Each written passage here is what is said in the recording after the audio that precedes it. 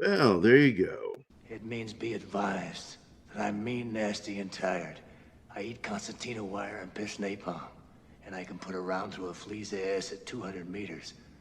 So you go hump somebody else's leg, mudface, before I push yours in. Boom, baby. So, did we resolve the problem there? What problem? PCM Rumble. It says we're having trouble streaming to your destination. Is it possible the stream was ended or deleted on destination? What? Yeah, I'm got an looking. alert. Possible. I'm not freaking seeing it.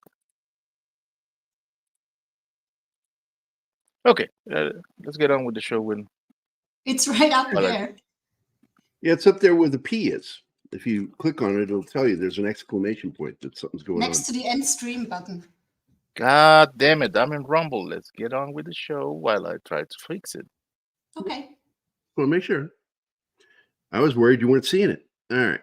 So, good morning, Penny. I didn't. Good morning, Admiral Teague.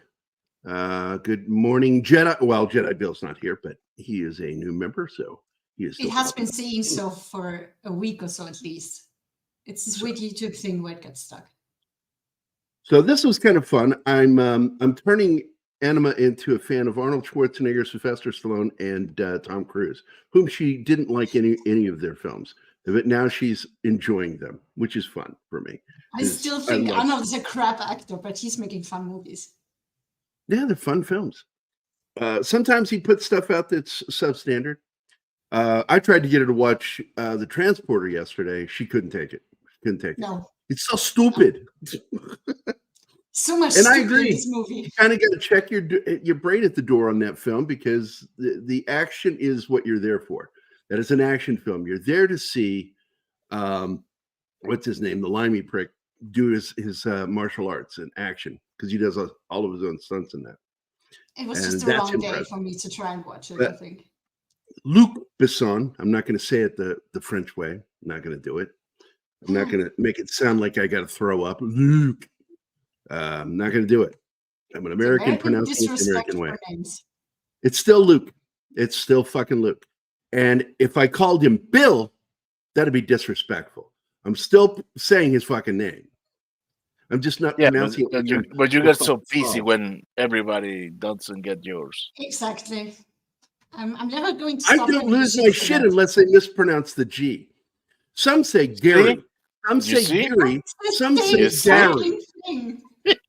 No, it's not. It's not a fucking vowel. The vowel isn't my problem. No, stop it, you guys. You're irritating me. It's not the fucking vowel. It's the fucking consonant that matters. Jesus Christ. Like I'm talking to 5-year-olds. Look who's talking. Man, again. Look who's talking. I'm explaining to you the difference between a vowel and a consonant. Using 5-year-old logic. I'm sorry. I'm about to fucking leave. Keep it up. Dude, I'm kidding. I'm not kidding. Dude. Tell me how to fucking pronounce shit.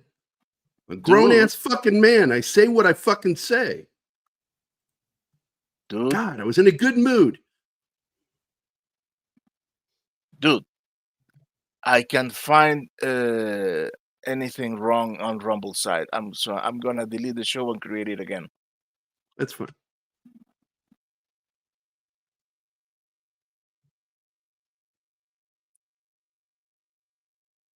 I don't think I'll ever figure out how to do Rumble. I can't even figure out how to do it on my phone. Such a weird side. Yeah, thank you, Scribe.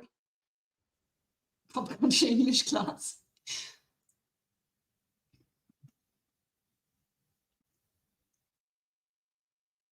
I like how this movie starts docu style. Like it's like you're watching real TV. Well, it's a news program. It's like you're watching a news report. And then we get into the first meeting of our characters.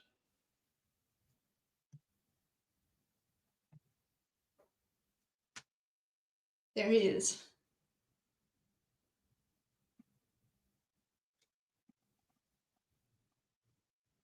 He's your typical pogue. What's that? Remph, rear echelon motherfucker. He doesn't want to fucking be in the military. He just wants his pay grade. That's all he cares about. And the rank, probably. He's like your typical clerical intelligence officers that work back at the FOB.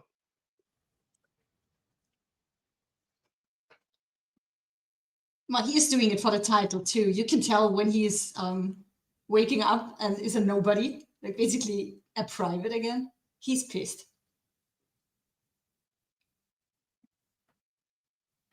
He's had his rank stripped from him because he pissed off the wrong guy. Well, he didn't piss off. He blackmailed a general. It's a little more complicated than that. I don't think the guy has many friends as is. It's really not that complicated. He pissed him off. He messed with the wrong dude. Fuck around and you find out.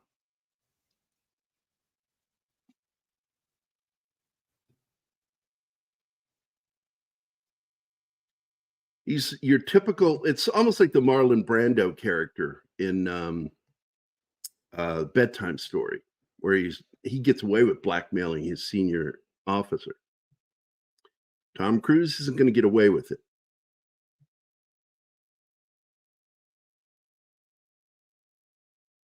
Because I think this guy, as you pointed, he's not in the U.S. Department of Defense. He's Irish.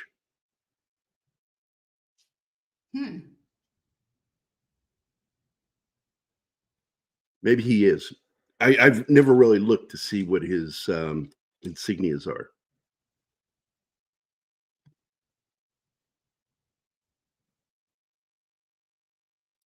It's a multinational force, and this guy Cage is been lent off to this general. Thing is, he doesn't know it yet.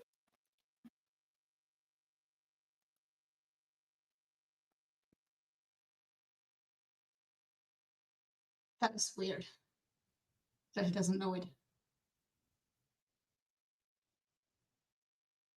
Like, what did they tell him when they sent him there? Well, probably odds are that he's going to be meeting with somebody, but probably not briefed on anything until he gets there. Especially if it's an intelligence meeting.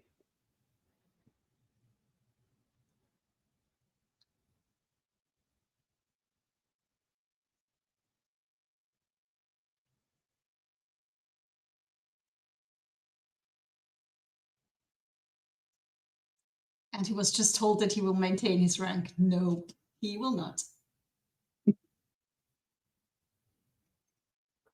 Look how arrogant he looks all the time. How what? Arrogant. Yeah, his character is definitely arrogant. He's talking down to the general. He was going to maintain his rank until the blackmailing thing. The general tells him so. Oh my goodness. You need more coffee, Martin. No, what I need is I don't know what it is. You can't have coffee right now. They're at a drought. What? What you need is coffee chewing gum. Oh, that shit's intense. My cousin gave me some once. Stuff they got in the military. Jesus, I was jittery. And I'm used to a lot of caffeine.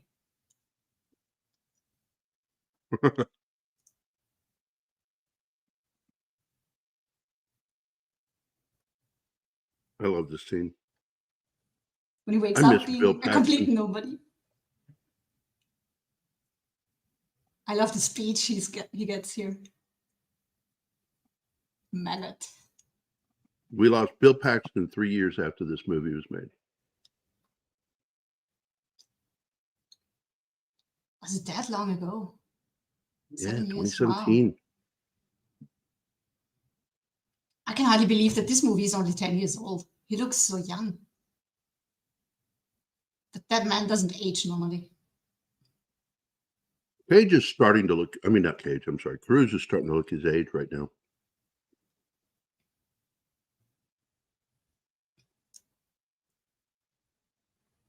I think that depends on the movie that you're watching. They do make him look a little older sometimes. He's getting barrel chested now. Okay. That started in, I think, around 2020, 2021. He started getting barrel chested, which is what happens when you're getting closer to becoming 60. I did not know that. Hey, we need to play a video here real quick because Sax is here. I'll get it. Hey, fuck you, Kyle.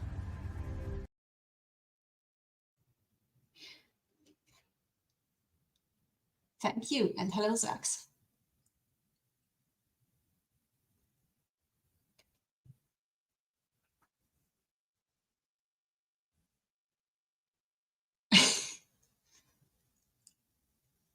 That was the ultimate look of what the fuck on his face. Yep. He's in a world of shit. He really is.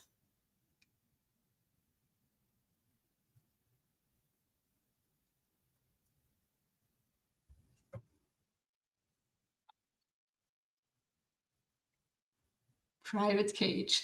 Oh shit.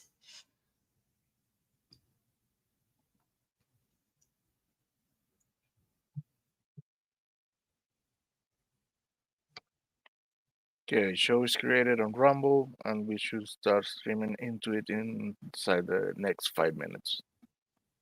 I wonder what happened. I have no idea. If it doesn't work again, I'll just simply delete the show and be done with it. Might be something between StreamYard and Rumble because they're not cooperating in a way that they should. Like, give us the chat and stuff. There's still too many hiccups. Yeah, I called StreamYard out on it. And they tried to push the blame. They tried Rumble. to say it's Rumble. And I'm like, own your fucking responsibility that you're not working with them directly and not helping the situation. Yeah, they were saying like because their relationship with YouTube Rumble is isn't. really the relationship with YouTube and StreamYard is really it's hinky.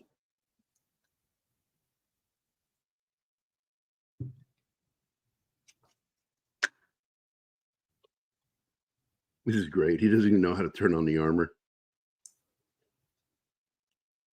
It's the first time. And he isn't really telling them that he has never done this, right? I mean, it's obvious, but he's trying so hard to pretend that he's one of them. He's still figuring out what's happening here. No, he's not pretending, and in fact, he tells him repeatedly that he has never used a jacket. I think she means they think he's pretending. Oh. And he asks and asks and asks how to turn the safety off. Nobody believes him. And it gets even worse when he wakes up the second or third time and tries to tell them, hey, this is a time loop, and they just think he's straight out crazy. And the whole point of this incident is none of this would have mattered. He would have just gone down there and died, and that general would have been happy.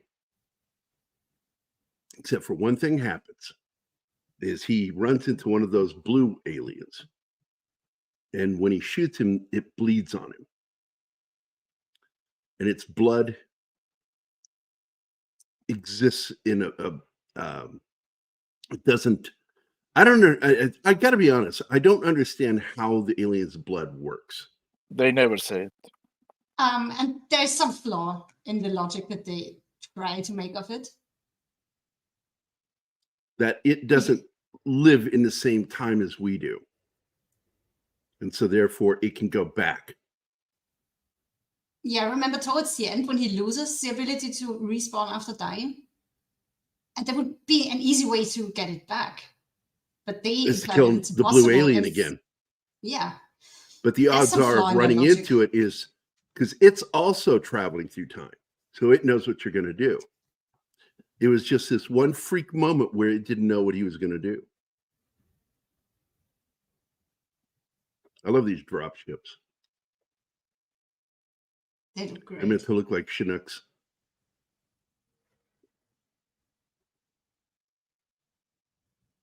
And so much remind you of D-Day, right?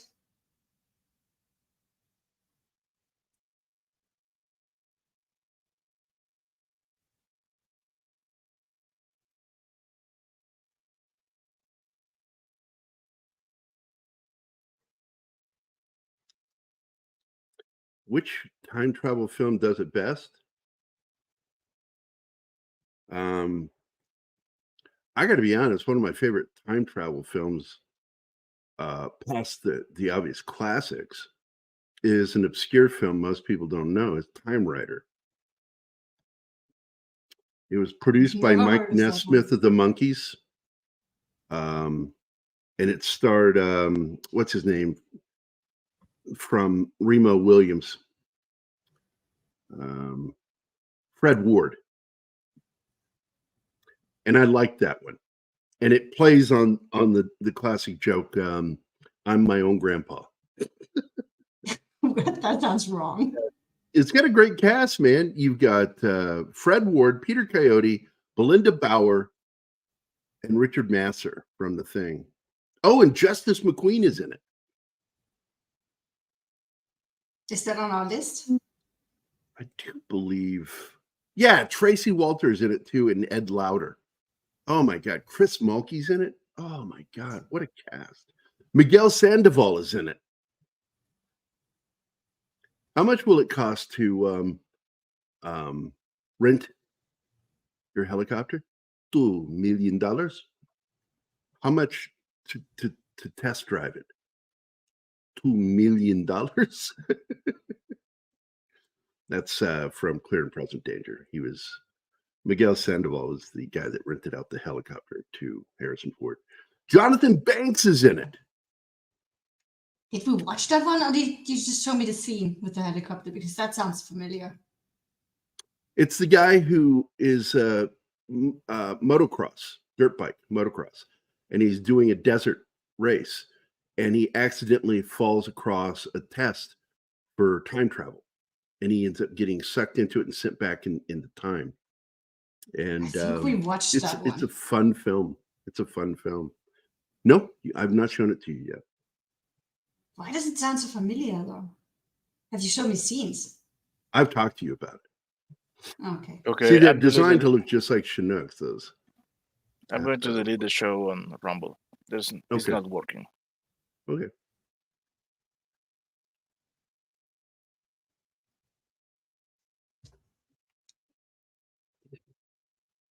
Groundhog Day with guns. I like that one.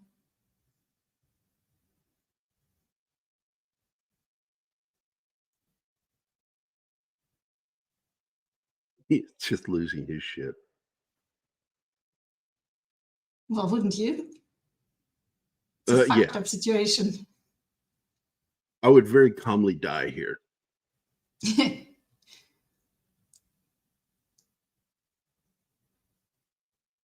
Yeah, very much. It's Groundhog Day with guns.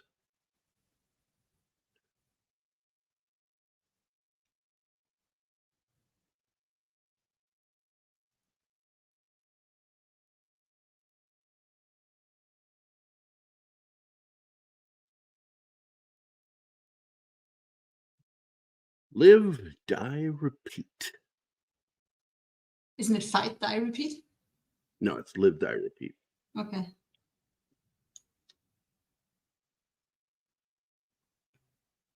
And I don't know, because there are a lot of us who believe that was the original title, and Edge of Tomorrow is sort of a last-minute decision.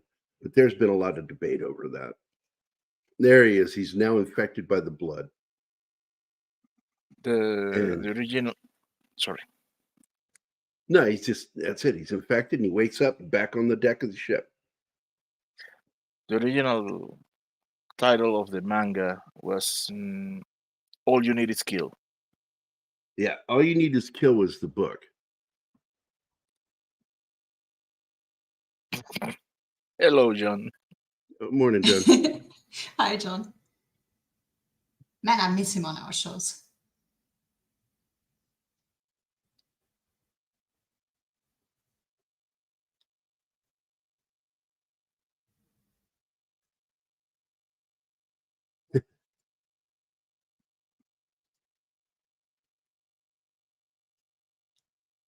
Yeah, he's like, wait a minute.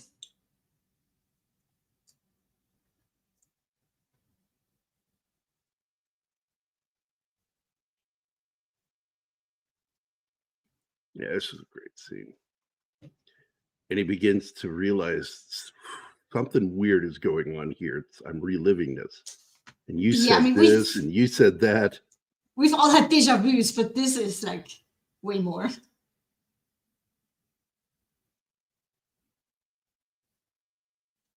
The funny part about Charlotte Riley, the female soldier here, is they're trying to make her look so badass, but she just looks sickly.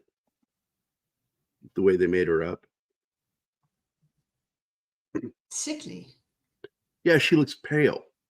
Like she's sick. With dark rings on her. Under her eyes. Yeah.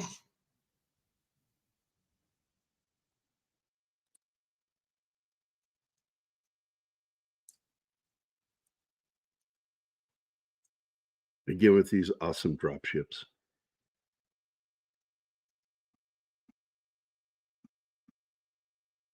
Hey, there's something wrong with your suit.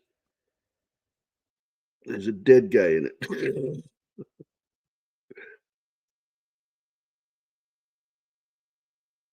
That guy? Yeah, the guy says, there's something wrong with your suit. And he looks at him and he goes, there's a dead guy in it. It's the ongoing Don't joke remember that this keeps one. repeating.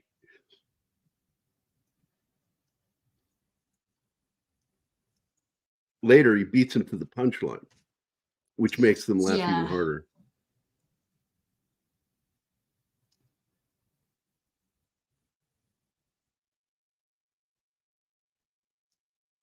It's just such a fun movie. I mean, some of the ways he dies is just so comical.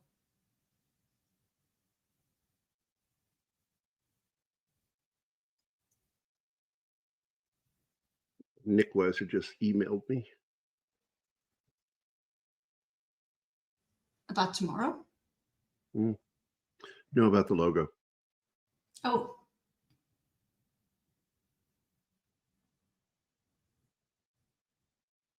And just like with Groundhog Day, he begins to try to figure out, like, how do I get out of this loop? And God only knows how many times he's done this, because we're only seeing little bits here and there. It's not important. It just keeps happening again. A lot. Yeah, but it is important in the fact that madness can occur if you're not careful, which is why, like in Groundhog Day, they show him lose it a little bit by just fucking killing himself. Fuck it, I'm just gonna die and just go Well, find he gets interesting. there. He gets there in the end when he starts having hallucinations. He knows, okay, I'm close to having done this too often. But I think it varies from person to person how often you can do it. Yeah, the only reason why, well, the visions come because he's physically getting closer to something.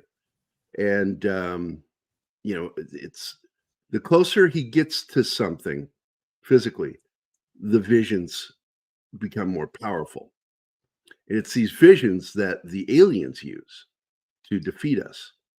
And he's got to find a way to see how they darken around her eyes like she's sickly. Yeah. It's weird. You're right. It's weird the way they did that with her. Man, I love that when they duct tape his mouth so he can stop Yeah. talking. Well, at this point, he's an annoying know-it-all. Well, thanks for dropping in, John. I appreciate it, man. It's good to see you.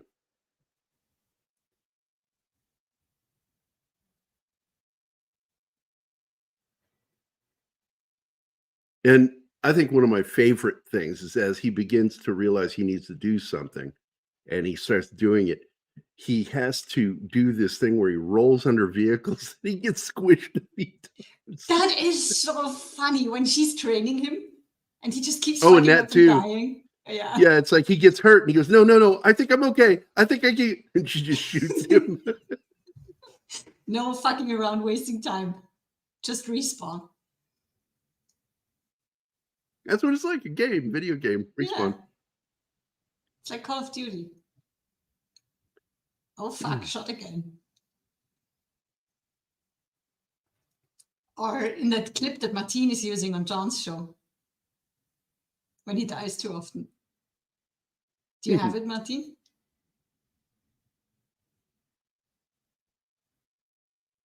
What? The clip that you use on the game streams when John is dying too often, and it's back to the beginning again.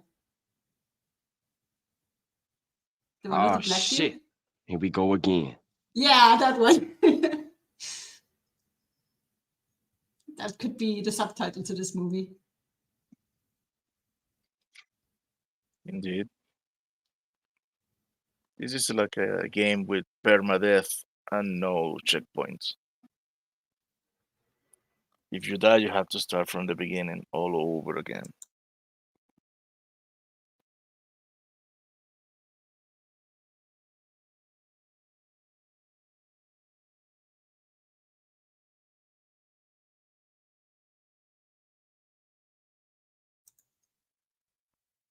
And he gets so annoyed. He just wants to skip all this and get into combat again because this is where he needs to do something.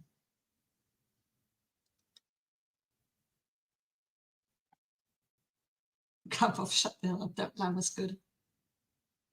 Yeah, that's something we use in the military. Hey, why don't you help yourself to a heaping cup of go shut the fuck up? Love it.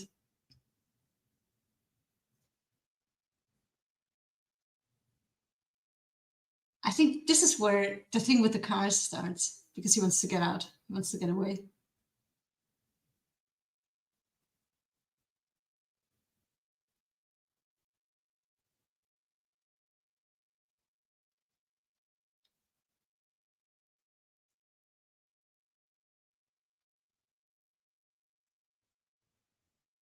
So Nick really likes the logo. I guess I can share it here. Yeah, show it. Tuesday. It's awesome. I don't know if we're going to be using it on the next episode or not, but I designed the new logo for Toxic Tuesday. And here it is.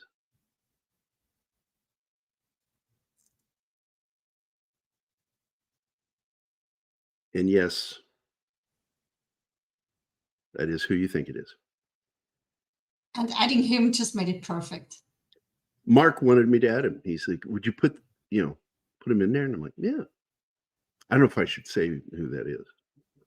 Copyright issues. Mm. It's Toxic, the Toxic Avenger.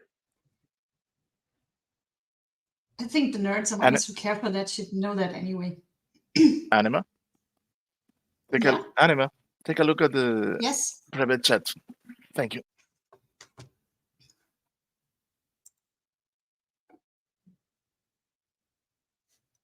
Okay, got you.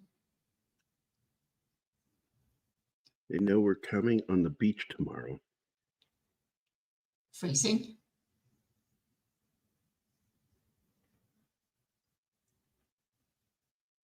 She does look sick. No, it's not her. It's the other chick. She does too. She doesn't look like a soldier. They're both so skinny.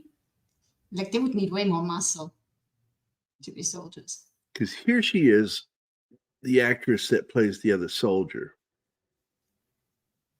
And she's gorgeous. And they tried to toughen her up, but what they ended up doing is making her look sickly. What is her name? Charlotte Riley. She's the wife of Tom Hardy, if you didn't know that. I did not.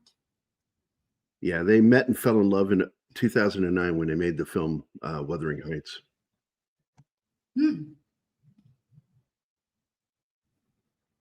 Which is actually a pretty good version of Wuthering Heights, by the way. This is where it gets interesting. Here's a team now. They are beginning to figure out what the hell is going on. Of course, Tom Hardy plays Heathcliff.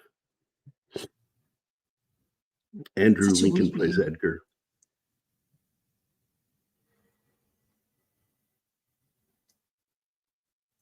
Get a great cast.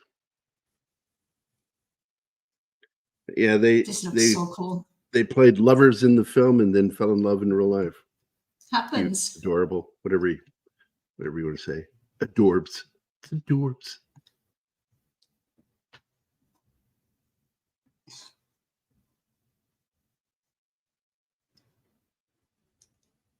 Tom Cruise looks serious there. Not so serious. Yeah, well, he's past the bullshit. He knows there's something serious going on here, and these people can help him. He has very high cheekbones, Emily Blunt. Oddly, I got to say, the prettiest she's ever been is when she played Mary Poppins.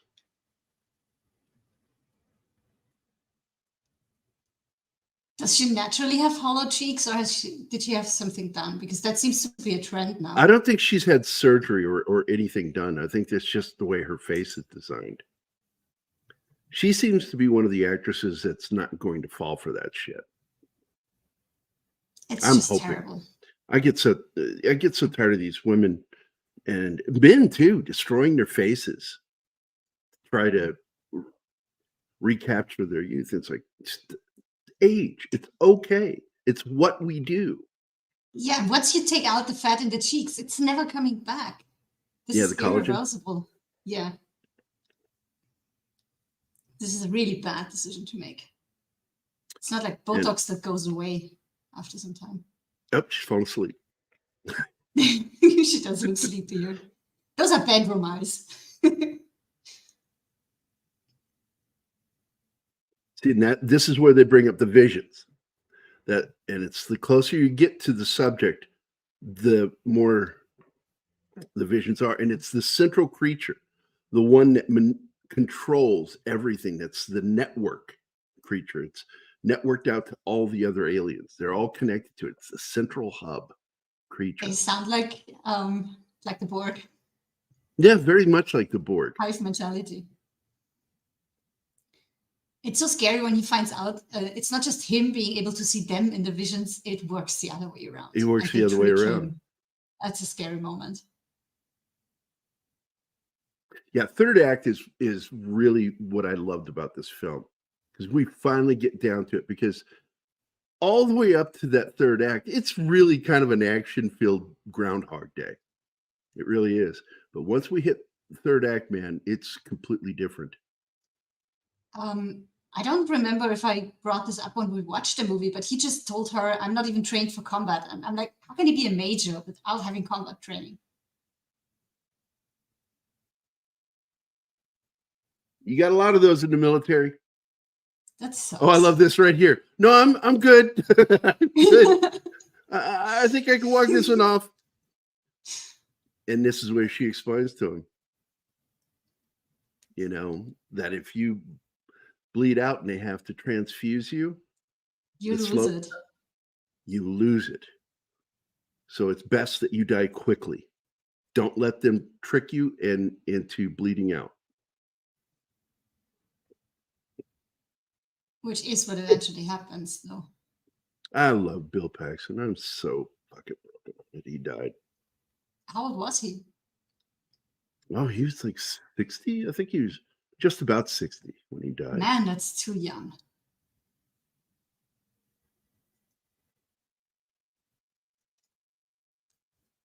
Now the training begins.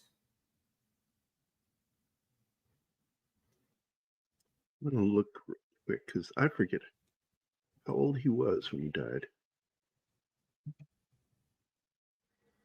He was 9 years older than me. So he's 61. Because I was 51 when he died, or 52 when he died, and he was 61. Who, Bill? She's nowhere. She doesn't have the muscle mass that you would need to be a soldier.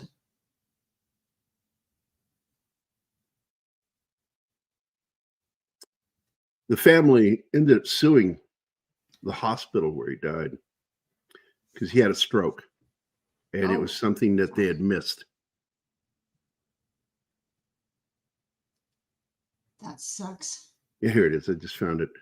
Family of Bill Paxton settles wrongful death lawsuit with Los Angeles Hospital.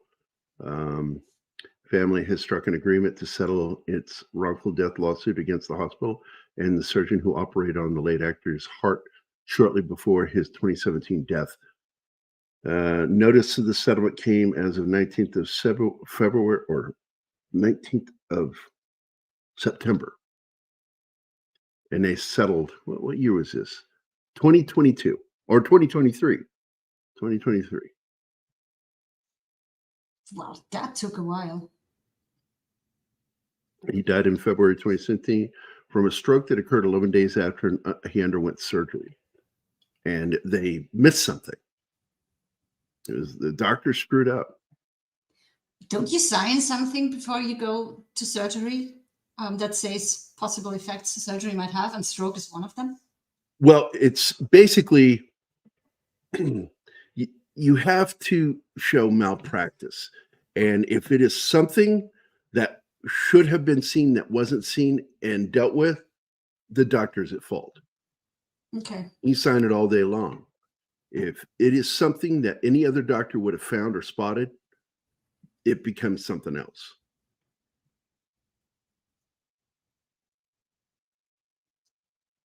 I just feel so bad for the family that they had to go through this. That's horrible.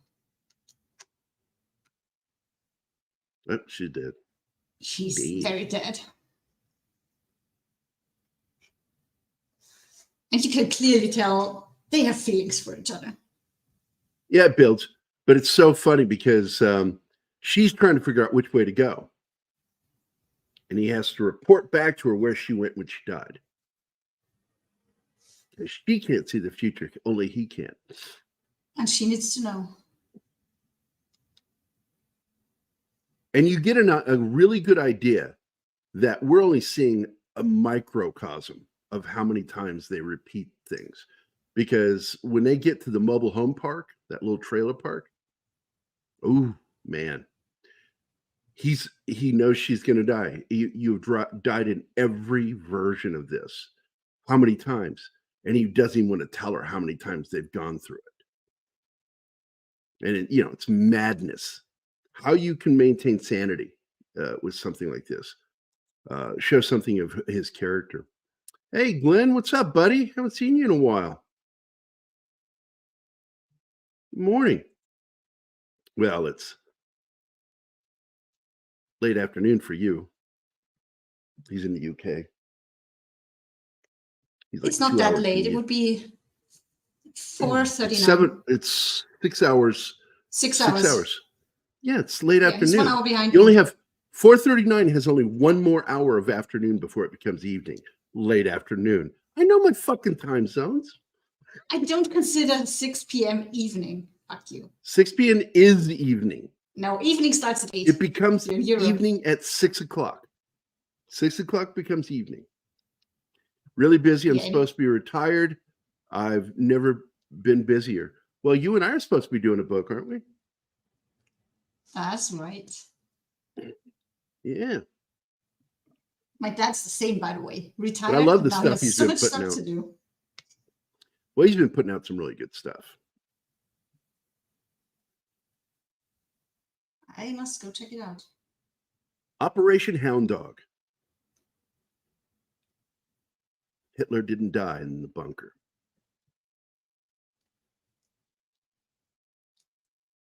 It is the code word Geronimo of World War II. When an SAS officer and an OSS officer joined forces to find out if he survived, and if he did, to kill him. That sounds Find good. him and kill him. Ooh, it is good. Even Dale Dye and Julie were like, that needs to be a movie.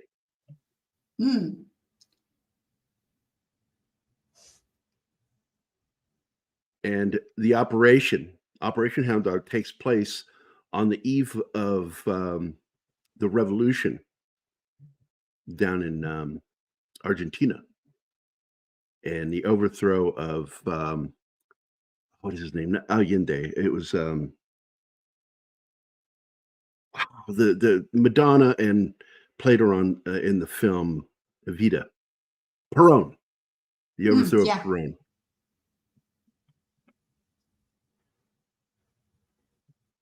So he already knows this. We didn't get to see that. They're waiting for us to try to find the car.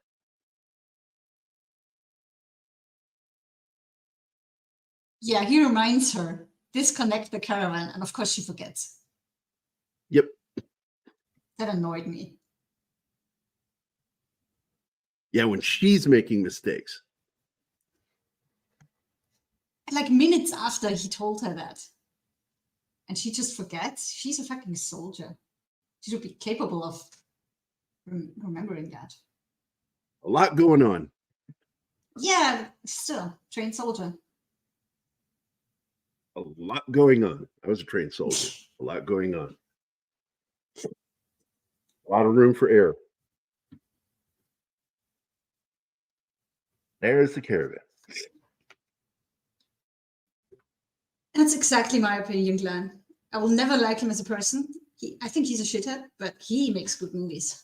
Yeah, I admire his passion about film, but in his personal life, the whole Scientology thing, that dude's whack. He's out of his fucking gourd. Absolutely.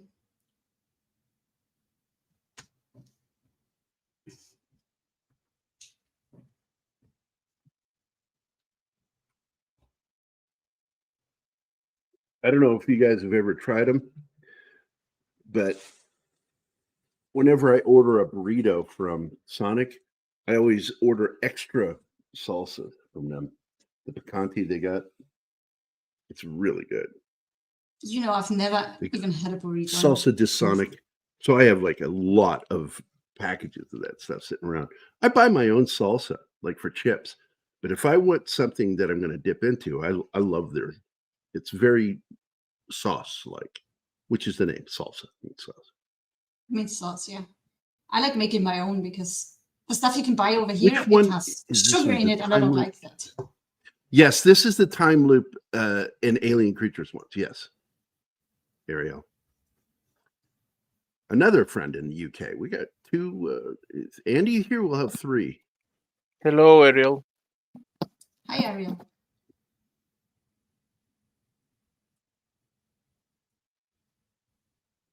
It's both time loop and Alien Creatures. Oh, this is when they make it way further than they have so far. Well, what's like really it. kind of cool right now, if you guys didn't know this already, it's already been greenlit for the sequel, and that was all part of the deal that Tom Cruise struck with Warner Brothers, because he couldn't make the sequel to this without a deal with Warner Brothers. So now that's happening. They had already got it planned out, and so now all they got to do is move forward with it. If Tom Cruise wants it, Tom Cruise gets it. Oh, it's not always, because it's a studio issue, because his films are normally through Paramount, and his sci-fi films have been through Warner Brothers. And it seemed like he was associated with somebody else in order to get those films done. But now he's struck a deal with Warner Brothers to make IPs for them, not just one film, one-offs. He's interested in making series of films.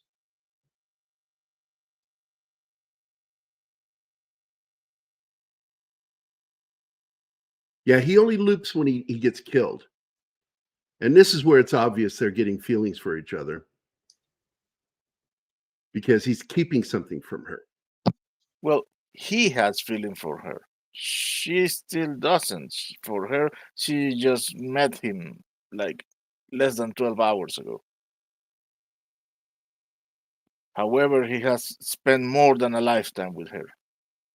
Yeah. And that's what you're getting an idea, is that years have gone by for him. Could be. No, years have gone by for him. Yep. That's why I said it's so hard. And that's what they talk about with Groundhog Day, is there's that risk of insanity of reliving that same day over and over again. You know, at this point, I feel that, and it's just an opinion, maybe I'm wrong. I didn't read the script, but at this point, the only thing that motivates him is trying to save her. He doesn't. It really feels that way. It really does. He could give Everything a he's shit doing about the right war. now. Yeah. What's going on right now has very little to do with the war. and more about keeping her from being killed. And that's what she's finding out here.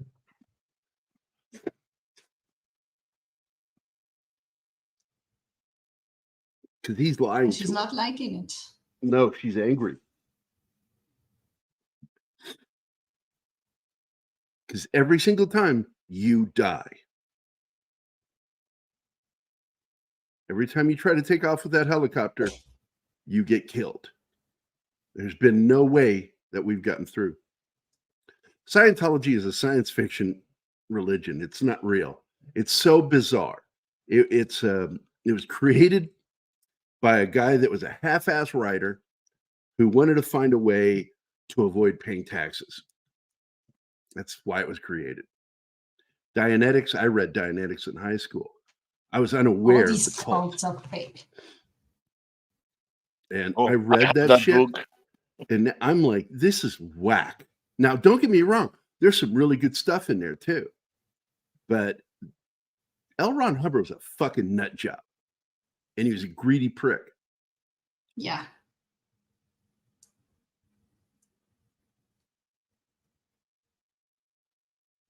No, that's what I brought up a little bit earlier, Ariel, is that yes, he does go insane. That's why he just starts killing himself. And I think this show, in this film, we see a little bit of that. It's once he gets direction, and it's only because of her, really, that he finds direction.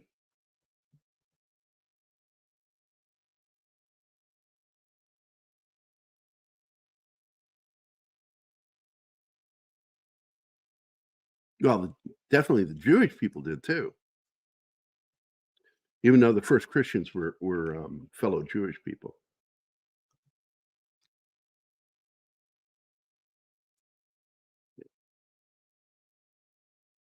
They thought it was weird that you could have one God. One God. Only one. For Egypt, all Egypt stuff. tried that, and Egypt collapsed. You know, they tried to be monotheistic with Ra, the sun god.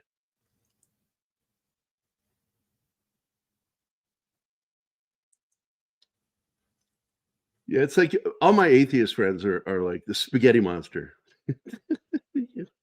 I believe in the spaghetti monster. But I tell them, I remind them, well, the big difference is whether I believe it or not, I do know there was a historical Jesus. I know that he existed. And they're like, well, how do you know that? I said, well, first of all, we know that Peter and John existed.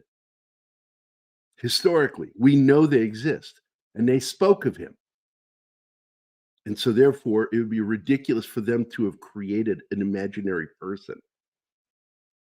Plus, there's other evidence through Rome of the existence. And then Paul never met him. That's why I said Paul's no proof of the existence of historical Jesus, because Paul never met him. In fact, I consider, when I was the active Catholic, I always said that Paul was the greatest mistake. Because all the negative shit that people criticize Christianity over came from Paul. Really? Mm. Yeah, that is right. He's the one who said it was okay to have slaves. He's the one who condemned homosexuality. He's the one who wrote all the negative shit that Christians get criticized for. In fact, there are some people that think that Paul was in fact Simon the Sorcerer. Really? I've never heard that one. Yeah. And I was, what? I don't put so much weight on that. You need to find some of that for me, because I've never heard that. That's interesting. Simon the Sorcerer. Well, a lot of people get historical Bible wrong all the time. Yeah, they think that Mary, Jesus was white. The woman that followed Jesus around, was one and the same with the prostitute. They just happen to have the same first name. Well, there were a lot of Marys in the Old Testament. I mean, his mother was Mary. You know, Mary's a popular fucking name. And it's not the same Mary. And it was the Second Vatican Council that started that shit. as an anti Mary of Magdalene sentiment, because Mary has a gospel, and they didn't want a woman being in that gospel. And I've always found that interesting. Why did they do that? Mary had a gospel? I thought Yeah. she had a lamb.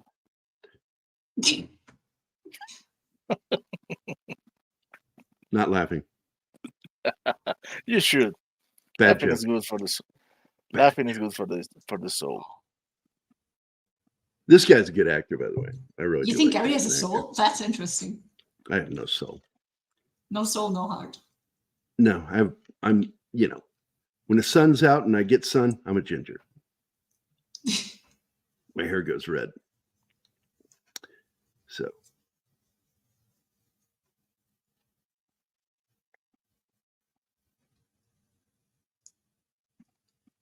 I remember getting in trouble as a kid because I was a Monty Python fan. And I said bloody one day, and Father got angry at me. Father Weems. Weems? Oh. Yeah, he got mad at me. Don't you say that. Don't you say that. I went, what? He goes, that's a filthy reference to the blood of Mary. Yeah. The fucking Protestants. Oh, so that's where it comes from. Yeah. Okay. It was not just an anti-Catholic, it was an anti-Irish Catholic thing. John of Patmos and John the Apostle are the same guy. Well, you know that in the Bible he says, "You are my brother." And so there's a belief also that John was his cousin. Just like the Baptist had some relation to Jesus through their mothers. And I can't remember if the mothers were cousins, some shit like that. Their mothers were cousins. That was I it. don't Yeah. know. I don't know the.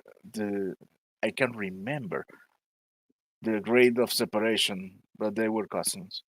Yeah, because they don't say whether they're first, second, third, twice removed, whatever.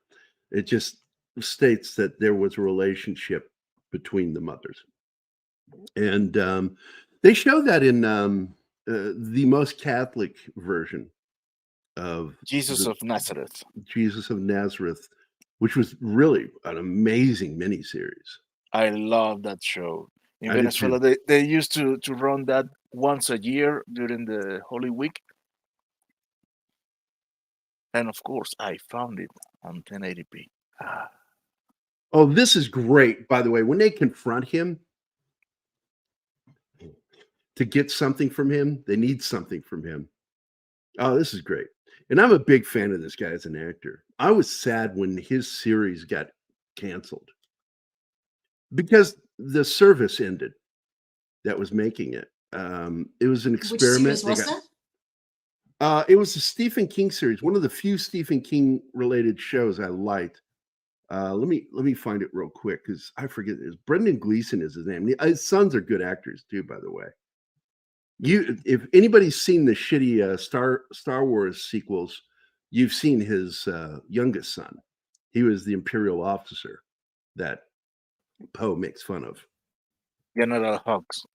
Yeah. He Let's see. was and he was on Harry Potter franchise too. Here we go, Mr. Mercedes. And we should watch that show. They got 2017 through 2019. I think it was 2 seasons. And I really enjoyed that show.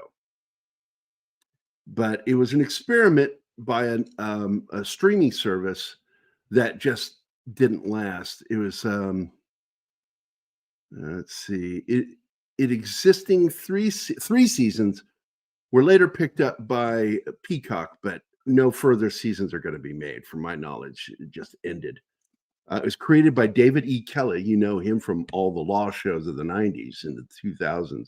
Ally McBeal, Boston Legal, all that shit. Never watched It was a any of damn those. good show.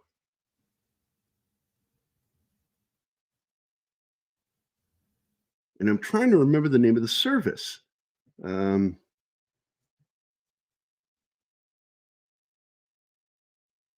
if it get down into the minutia of this article. Because yes, it was picked up by Peacock, which is NBC, but there's no intentions, from what I understand, when they picked it up to do any more. They just wanted the popularity of the first 3 seasons. Sonar Entertainment was the production company, but who really? Audience Network. The Audience Network. It was owned by a cable provider, and it just died. That was the only thing they had.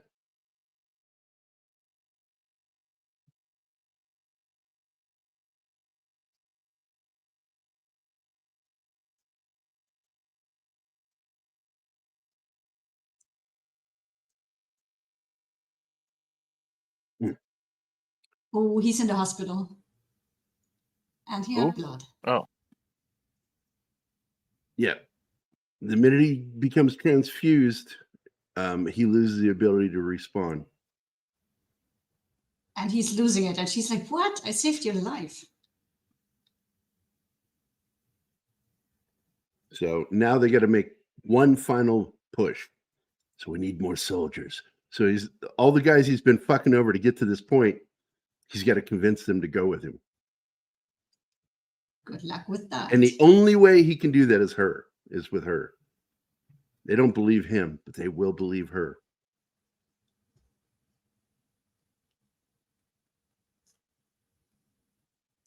Yeah, they are not making this easy for him. Oh, that's a good movie, Kyle. Banshees of Inisherin. It's a very good film. Same team that made In Bruges, and I love that movie, In Bruges. That's one of my favorite Hitman films. A romantic comedy of 2 Irish hitmen being sent to Bruges. Fun. Oh, it's fucked No, it's up. not fun. It's dark as shit. Dark, but it is funny. Dark can be funny. I love dark comedies, black comedies. They're great. And that is a black comedy. And it's a black romantic comedy because in the end, I don't want to tell you because you need to see that movie. Monkey Man trailer looks like Hindu John Wick. Ooh. Is there any dancing in it though?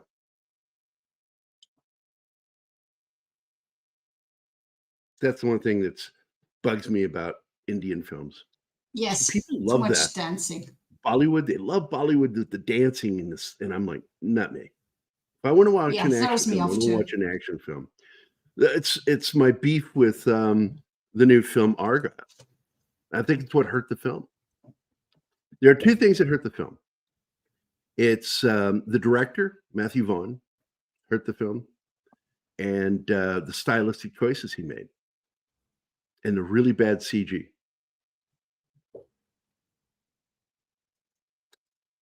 Banshees was much darker. There's some funny moments in it. Again, it's Brendan Gleeson and Colin Farrell again teaming up, and good God, to the lengths that he goes to not interact with him anymore, to the point where he threatens to cut off his fingers. I don't want to talk to you anymore. I'm done with you. If you keep every single time you talk to me, I'll cut off a finger. We are done with the first hour, so time to run the end. Okay, let me get to it. And here. Oh, wait. The comment. Sorry. And here we go. Meet the Seattle Vigilante. Like so many comic heroes, this warrior hides his identity. But his identity isn't the only secret he has to keep. After grievous wounds received during combat, Tier 1 operator John Russell begins to recover and comes to terms with his new reality of being an amputee.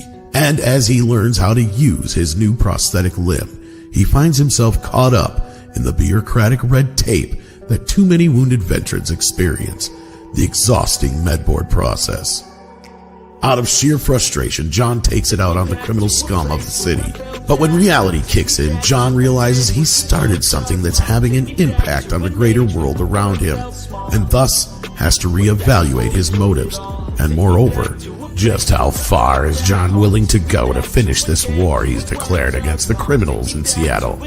And will he even survive?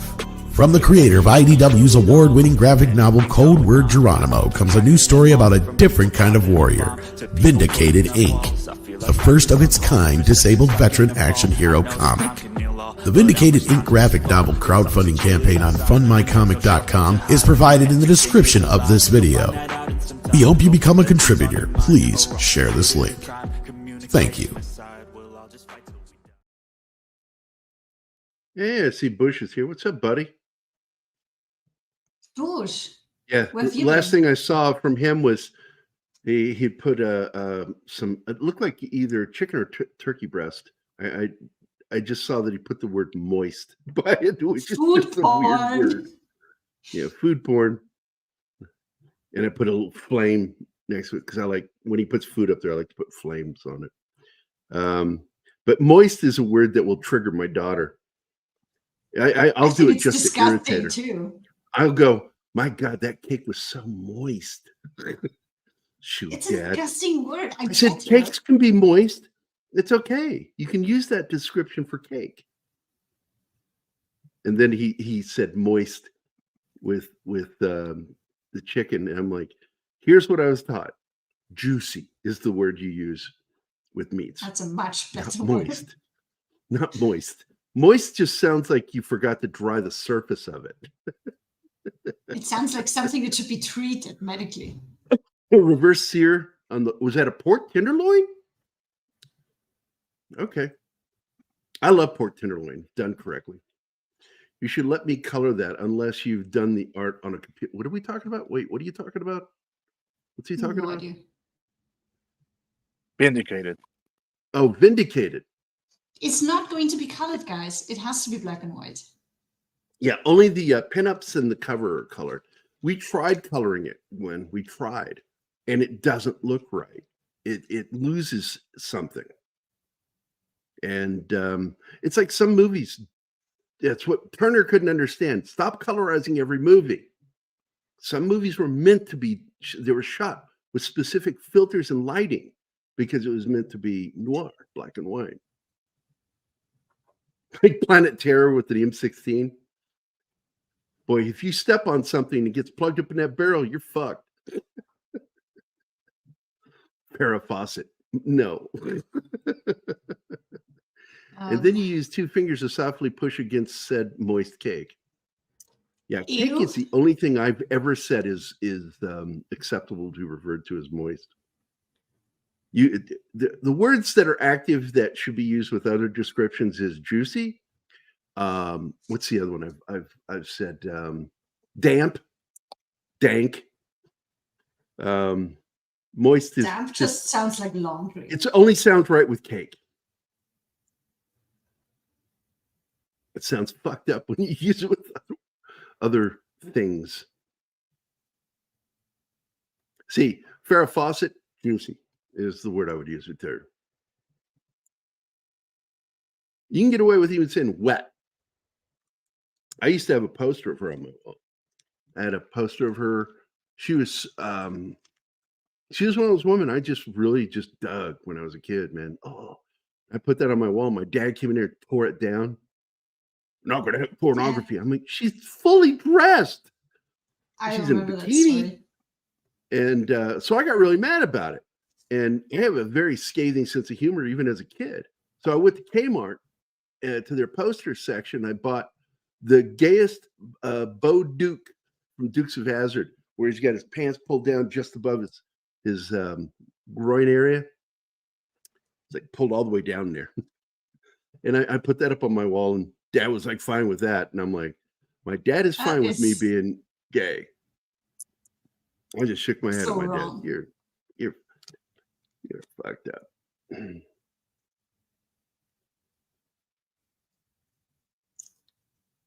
Oh, Bateman's girl is here. What's up? She's early too.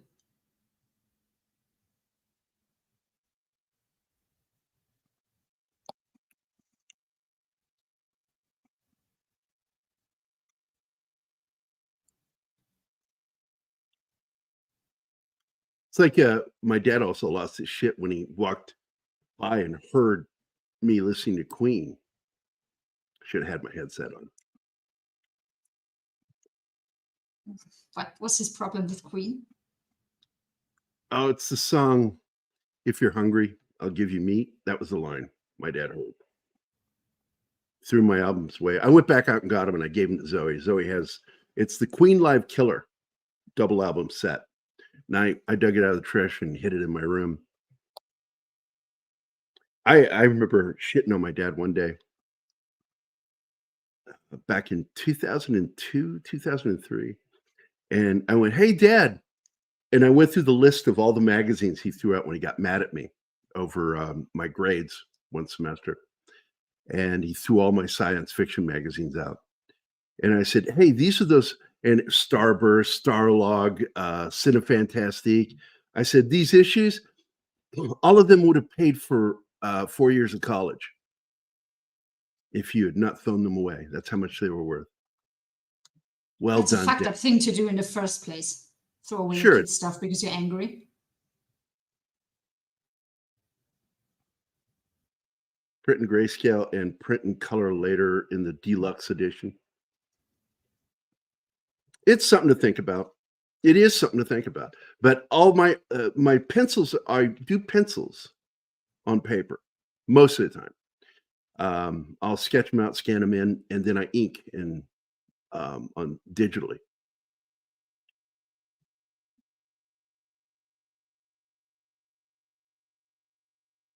Oh, that sounds rough.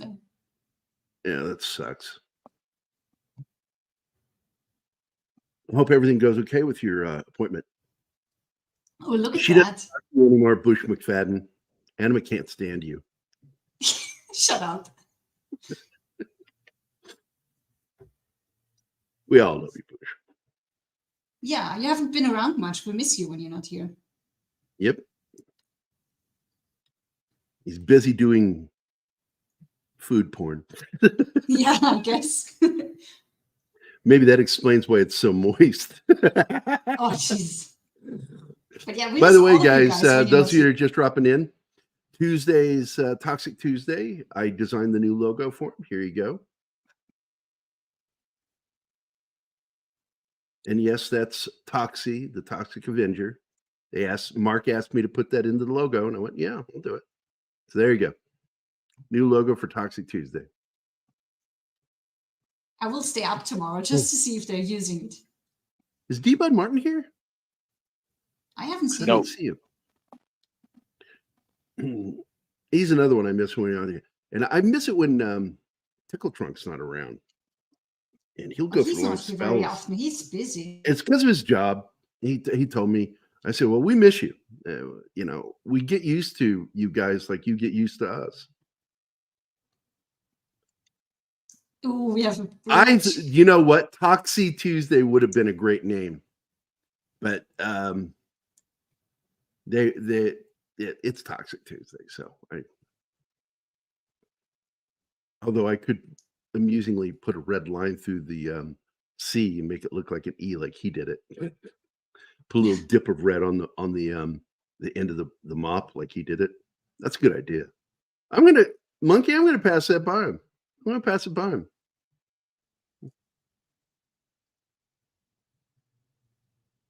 So I'm you going to can't address see the moist breach. with Anima here. No, Anima will. He starts getting the dry heaves if you say moist too often. It's a disgusting word. Just a word. She'll I start don't doing this. get it. You'll hear her. She'll go. "Ugh." Oh, fuck you, Gerry. Well, whatever. Here's your video, Bush. You certainly earned it. Cowboy, check on her and see if there's a back door.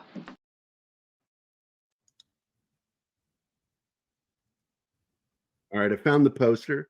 It was a photo from Playboy, their cover, and I had this poster on my wall. See if I can save image as. Please be a JPEG. No web. Fucking web images. Fuck you, Google. Google started that shit. There we go. That's a JPEG. Here, I'll show you the poster that was on my wall that my dad tore down. Oh my God. Yeah, Bush, we all remember the time you had YouTube asthma. Oh, yeah. He could only say like 1 or 2 words at a time. 4 letters. It was 4 No. letters. I think it was 10. There's the poster. Was it? This was the poster that my dad tore down off the wall. He says, I won't have porn in my house. Like, that's not porn. That's Farrah Fawcett, for God's sake. She's fully dressed. He didn't want his son being a heterosexual young male. So I fixed that. See if I can find that one. Bo Duke poster, 70s. I don't know, Bush. Somehow that doesn't sound like the same as Farrah. I don't know. Not really, no. Do you remember the guy that played Bo Duke? Don't. He was the blonde one, right? Yeah.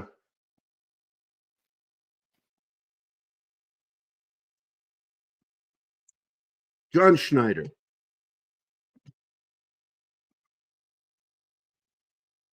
Look, this movie was seeing the future. Mhm. Russian and Chinese troops are now moving across Europe without resistance.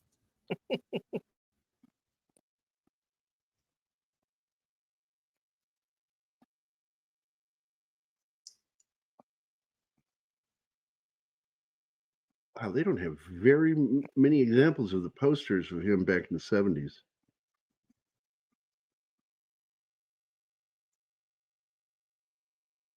Oh, well.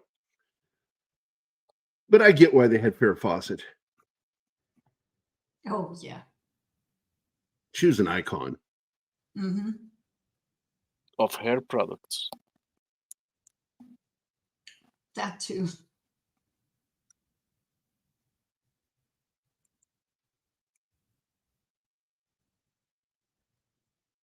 And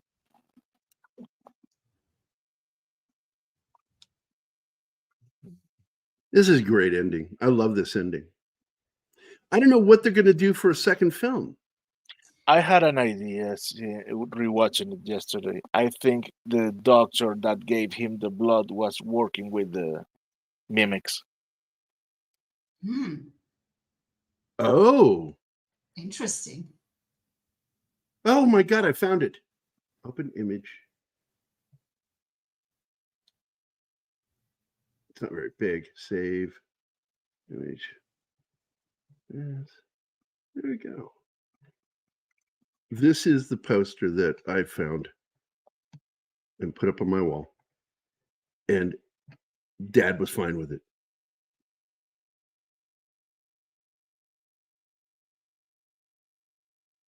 Yeah, it's quite Yeah. it's quite Yeah. And that's the point I was trying to make with my own father. And my father just 747 right over his head. He was fine with it. I'm like, oh my God. So stupid. And I made fun of him later about it. I said, you know, because he was very he had very critical of homosexuals. And he was talking shit. And I said, this is coming from the man who tore down Farrah Fawcett from my wall, but let me have a half naked John Schneider on my wall. Wow, Bo Duke. I said, you were fine with that, him being half naked, but not a woman. I mean, it was like you wanted me to be gay. You're not. Yeah. What's that? What did he say there? I can't read it because of the film strip. Let's see, disdain for Ryan O'Neal. Yeah, no, dude, I felt the same way when that shit came out. What he did. What did he do? He was abusive, physically and emotionally, or as they would say, psychologically abusive. And you look at his fucked up kids, man. Griffin O'Neal went to prison.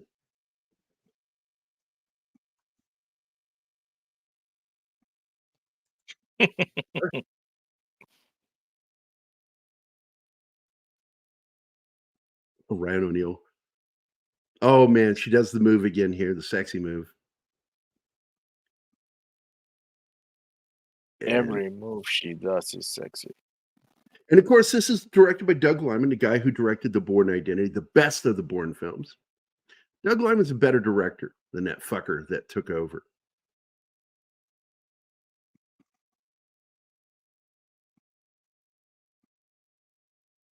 Yeah, right. He'll have a daughter that puts him in his place. There you go, Kyle. Yeah, because like over Christmas, Zoe came here and tried to tell me something about like deforestation. I said, "Baby, you've got a word. It's your new big word, but I'm going to explain to you what's wrong with your science. There is currently more forestry on this planet today than there was 100 years ago. Like a lot." I said, so, and I explained to her about CO2, how CO2 works and how it doesn't work. CO2 has very little to do with temperature. It's just, God, it's like, they don't teach real science anymore. Nobody teaches real science. I can hardly wait to take some of these teachers out and do what the communists do and put in some new teachers who actually teach real science and real history. And hell's coming with me. He cheated on her. He abused her. Oh, yeah. That's true. That's true, T. But we've got a sequel coming up. I'm looking forward to see what they try to do because... Hey, Cam. Oh. Hey, Cam's here. Good morning. Bush, when you say that, it just looks like you have a stutter.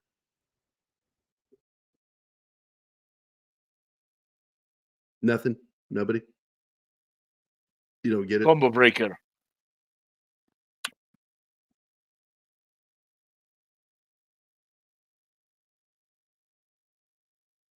Let's see. Feelings don't care about your pants. Yeah, it's just funny. I even shut Keith down one day. He started talking about climate. I said, I will talk climate with you if you can answer this one question. I asked him the question about what has over 95% impact on all climate. And I always just get so annoyed when somebody goes, volcanoes? I just want to hit them with something when they say that. I'm like, no. Now, look, if there's a massive eruption, it will temporarily have an impact on it. Yes, because we create what's referred to as like a nuclear winter, but that's completely different. Volcanoes don't, through natural eruptions that occur on a daily basis, don't impact the climate. What impacts the climate is the sun and what cycle it's in. If it's in a cooling period or a heating up period. And what I find funny is like scientists were like befuddled, like they were expecting that mini ice age for the 20th century and it never happened. Well, when it was supposed to happen, something else happened that had never happened before. El Nino occurred. And that was the sun going, I'm a woman, I will do what I want. You can't predict me. And that's the sun. The arrogance of science.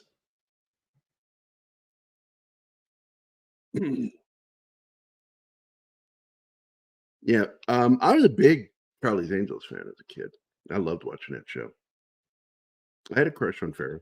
I think every red-blooded boy did.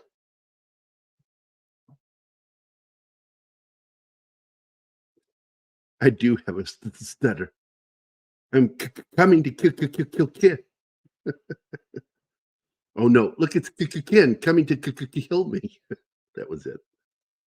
Oh man, that was so much fun. Oh, I've lost my stutter.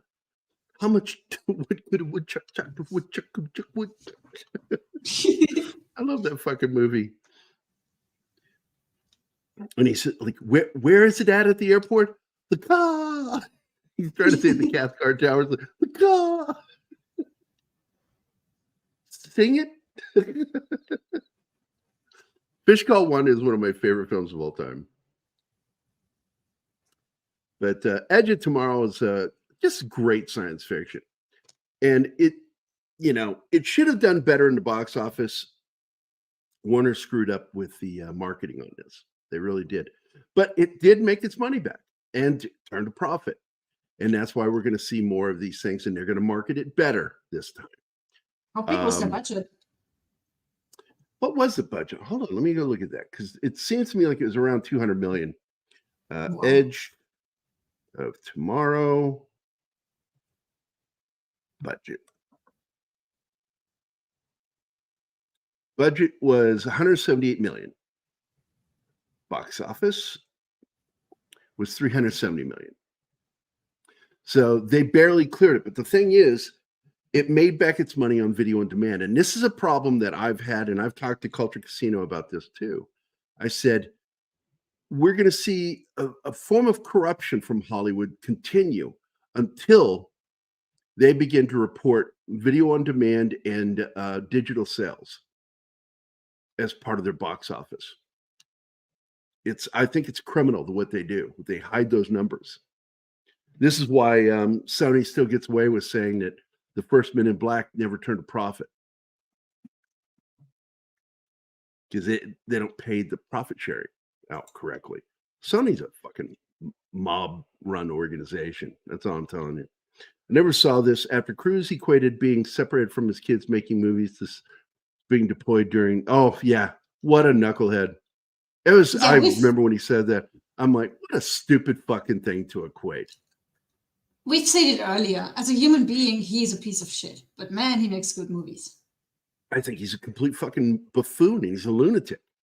But when it comes to movies, his passion for filmmaking, his passion for... He's going to die in front of the camera.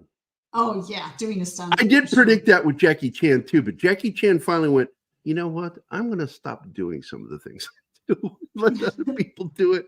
I'm going to start using wires more. I'm going to be more careful. Tom Cruise, on the other hand, I think is every single time he plans out a film, he's actually planning out how he's going to die in front of the camera. But I will also say that there's a lot of fibbing in filmmaking with Tom Cruise films. They'll go, no special effects were done in this film. Those were, and that's not true. Top Gun, crap load of CG was done. In fact, the fighter planes they're flying are not the ones you see on screen. Those were digitally created to match up to the jets that they were actually flying. That's a fact. I watch all the special effects guys' videos, like, I just forgot their name. Oh my God, it's one of my favorite channels to watch. They break down CG and digital effects. All three Mrs. Tom Cruises split in just about 7 years and 1 day. It's prophecy. I agree about his movies. This is one case where I can't separate art from artist. Oh, I do. I have to with everything. I would have stopped listening to a lot of music artists if I paid attention to who they were. You, Nancy Ponce, you stupid, ignorant, pathetic, weak, stupid British jackass. I don't like the way you're speaking to me, sir. What? Oh, it's no, it's about a fish called Wanda. Oh.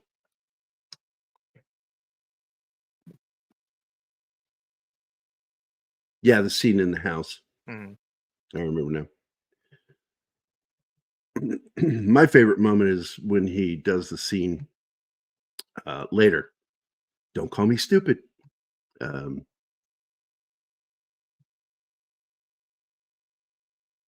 have to switch over to the main lobby to do that one. Let's see. Because it's in here. Oh, I love that clip. Oh, I think I know which one you mean. It's a longer clip, but I cut it because the fact that I was worried that YouTube would gank us for it if I showed the whole clip. Because it ends with John Cleese going, "Oh, you're a true vulgarian, aren't you? Yeah, I love that scene. Apologize. What, to you?" I don't see it now. Where the hell is it? Did it get deleted? No. Oh, no.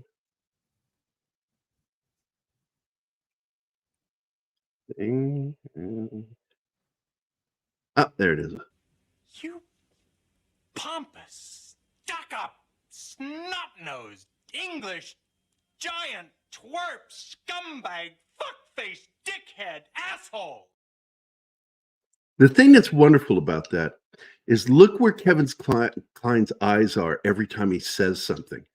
He looks at the top of his head, giant, looks at his tie, twerp. I mean, it's just everything. Kevin Kline deserved the Oscar. He got it for Best Supporting Actor in that movie. Just fucking fantastic. Tom Cruise is somebody who is a far better actor than his movies say he is. It's sort of like Stallone. Same thing with Stallone. Now, I'll never say that about Arnold. But Stallone is a far better actor than you get from a lot of the stuff that he does. And you can really understand how good of an actor he is when you watch like Rocky. Everything he did with that character, you know, people actually thought Stallone talked like that. I'm like, no, Stallone doesn't talk like that. That's Rocky. He created this character who's punchy, who's got he's got really weird, what's the word I used last night? I forgot the word. Where he's constantly moving, you know, little twitches, you know, nervous twitches. Yeah, there's a specific word I'm looking for though. It's not that one. It's close. Tick. Thank you. He's got ticks. He has ticks, and he's always doing the boxer rolling his shoulder thing. And he's always doing that shit. And these are all little things he created for this character.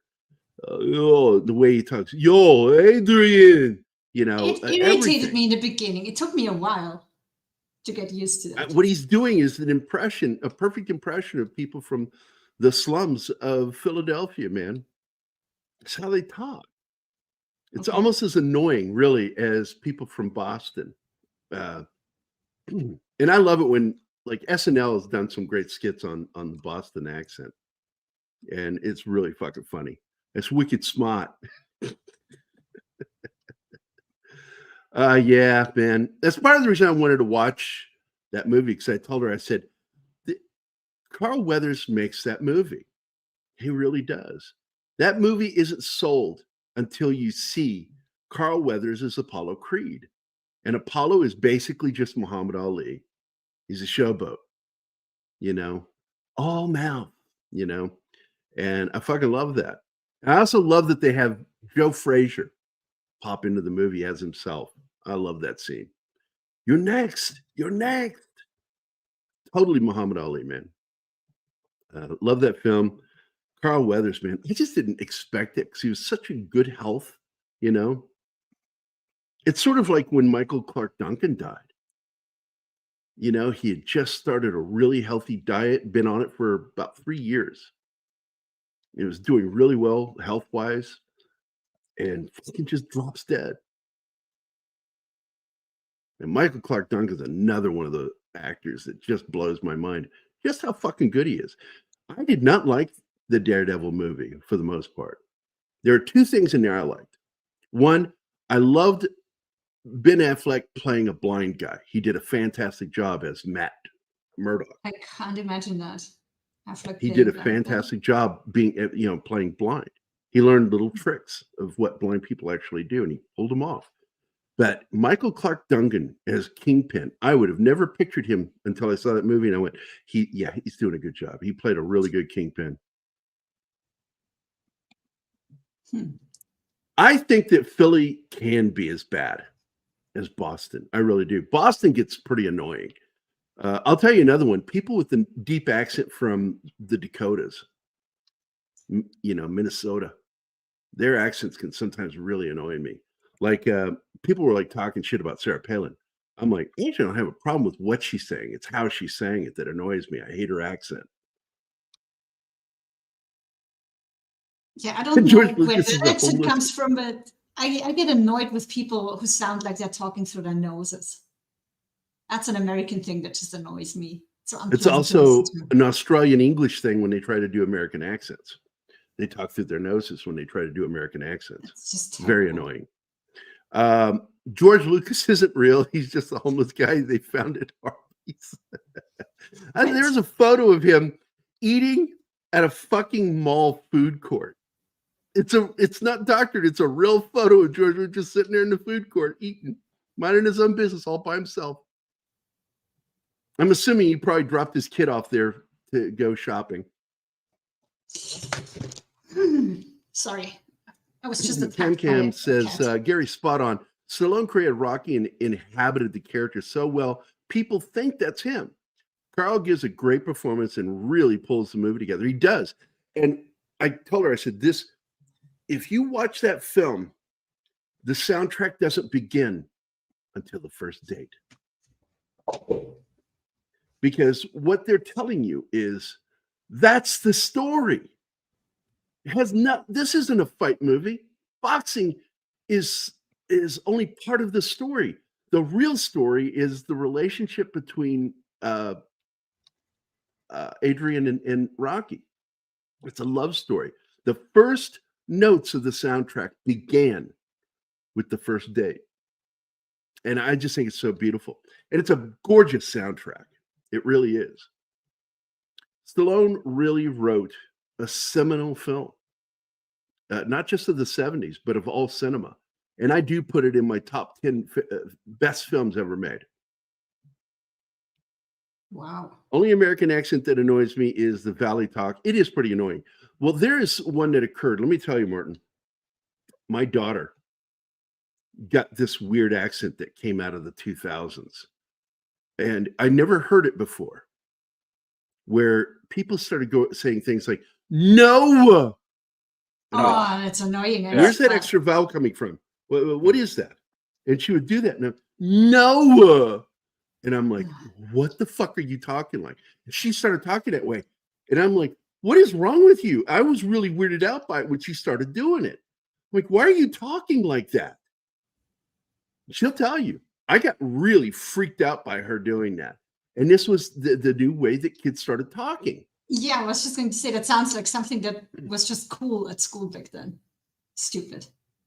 Oh, fucking annoying. You know, they would add extra vowels at the end of words that don't exist. It's like, don't do that. That's almost as bad as the English saying dater. It's data or data.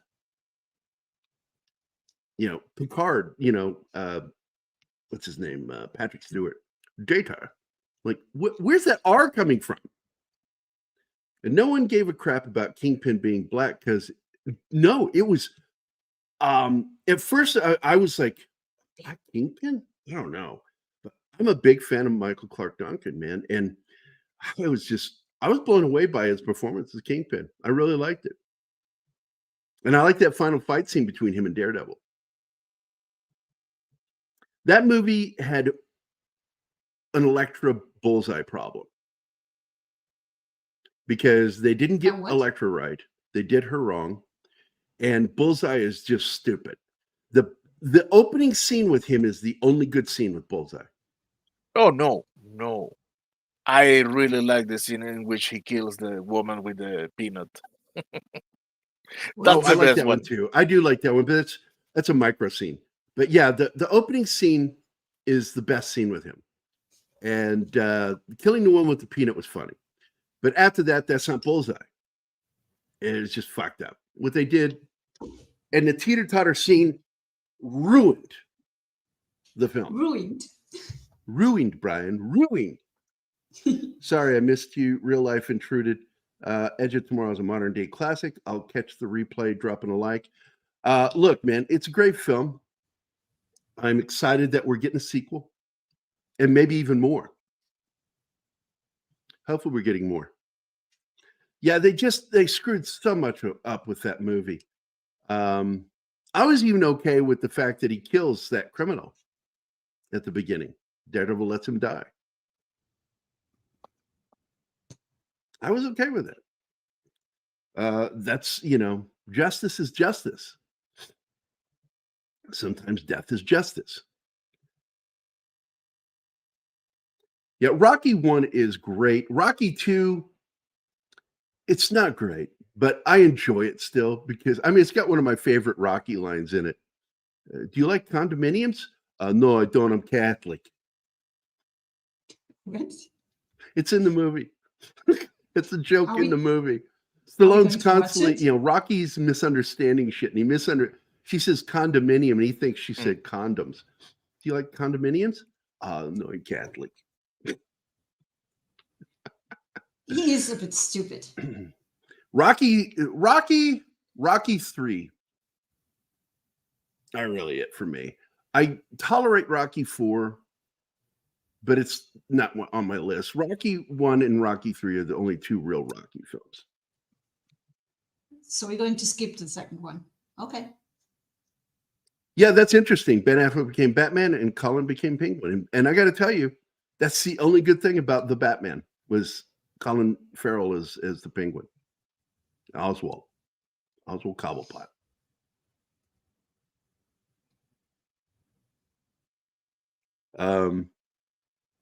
Batman and Gordon are just buffoons. It's just stupid. They're stupid characters. I can't say anything about that. Yeah, be glad you don't have. It's not worth it. The only thing I liked in that film was Oswald Cobblepot. I thought it was fun. And I'm kind of looking forward to seeing what he does with the TV series. But I don't give two shits for the Batman or the upcoming sequel. Could care less. I went to see the Batman. Wish I could get my money back. Oh, that bad. I also, despite what some people say, I actually liked the Batmobile scene because to me, it was the only fun thing in the movie was that scene.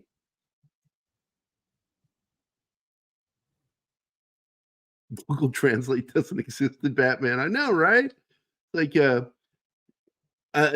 what's even funnier is, Cobblepot points out their bad translation. That it's just, what kind of detectives don't fucking do their research on the phrase? And he goes, that's not what he said in Spanish. And he makes fun of him. I'm like, they deserve to be made fun of because they're being fucking buffoons.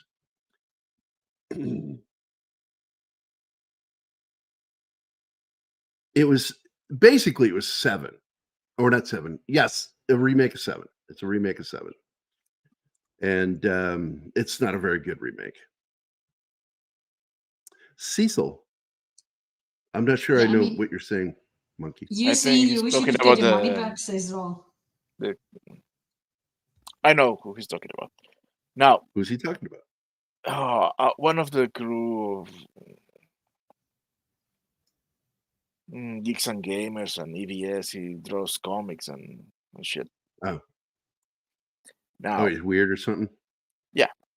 no, the thing about this movie, Edge of Tomorrow, because I'm trying to please Boo, who is annoyed that we are derailing. But We're not the only- derailing. We're just having a conversation. I'm What? talking to the chat right now, just directly talking to him. Tell If that you to think Bush. we're derailing, you misunderstand what talking with the chat is. No. Not I'm you, not but anybody who thinks we are. it looks for the comedic effect, the thing that he cannot even set the language of the interface of the jacket. But when you think about it, at that point, something that we could do now is just simply you talk to the thing, and it recognizes your language. That we can do that now. Interesting. Yeah, the Penguin is the best part of the Batman. The only good part, in my opinion. I didn't like the kid playing the Joker. That was weird. Who was that? The Joker. And they're like, "Oh, he's going to be the Joker in the new movie," and I'm like, "I don't care. No. The Joker is in Arkham. Yeah, In the I know that. Oh, The kid that plays the Joker, they show at the end. I don't remember if I see it. I remember that I heard him talking to. Yeah, he's in the film. Mm. So basically, everybody got all excited about that, and I'm like, I don't care. I don't think he was interesting at all. So definitely Cobblepot was the best part of the film. Dumbest part of the film, Batman. Hey, it's Batman. Let me in. Dumb scene. Stupid as fuck.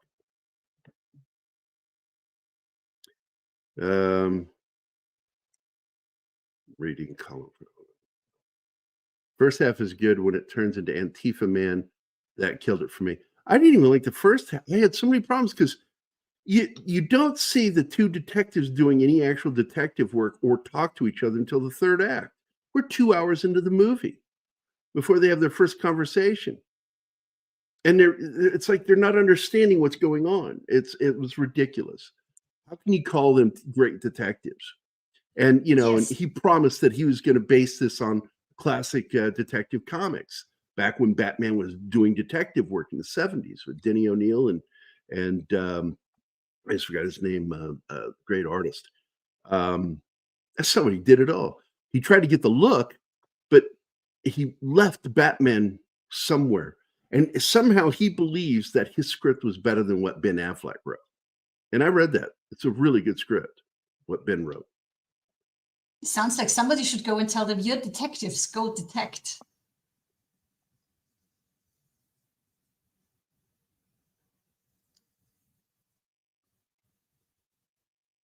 I don't even know that name. Yeah, Barry Keoghan is the only time I've seen him where I kind of like him. He's really good in Masters of the Air.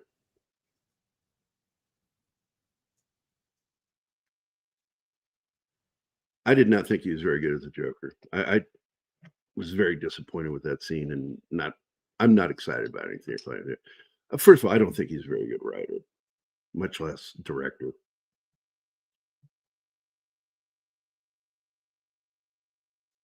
Now, Doug Liman is directly involved with this planned sequel to Edge of Tomorrow because he's the one that's been frontlining it. While Tom was busy doing other stuff, Doug Liman's the one that's been in charge of getting the script written. The script is written, and he is pushing to move forward with this. And the minute, and I said this the day, you remember, Martin, I brought this up. The What? day that the announcement of Tom Cruise working out a deal with Warner Brothers, I said, we're going to finally get Edge of Tomorrow too. In fact, with the agreement he's got is to build IPs, meaning sequels, we're going to get more. In fact, don't be surprised if we don't get a TV series from it that he's executively producing. Tom Cruise. You watch. Well, if Yes, if he was. if he's as good at a job as he did with Richard, because he's one of the producers of He's one of the Richard. producers. No, Doug Liman didn't direct Swingers. Swingers wasn't oh my god, the good one from That's Jon Star Wars. Favreau. Favreau, right? That Yeah. Wait a minute. What? Oh, it's co-directed. They directed it together. Doug Liman does get lead director on that, but it was co-directed by Jon Favreau. I did not know Liman was involved with that film. Holy shit. I'm a fan of that movie. That's where I developed my love of Favreau as a writer. I also became a Vince Vaughn fan because of that movie. Holy shit. Thanks for telling me that, Monkey. I was unaware. Yeah, and I got to tell you, Bush, worst Alfred ever. And I wish I didn't have to say that. The Edge of Tomorrow yesterday.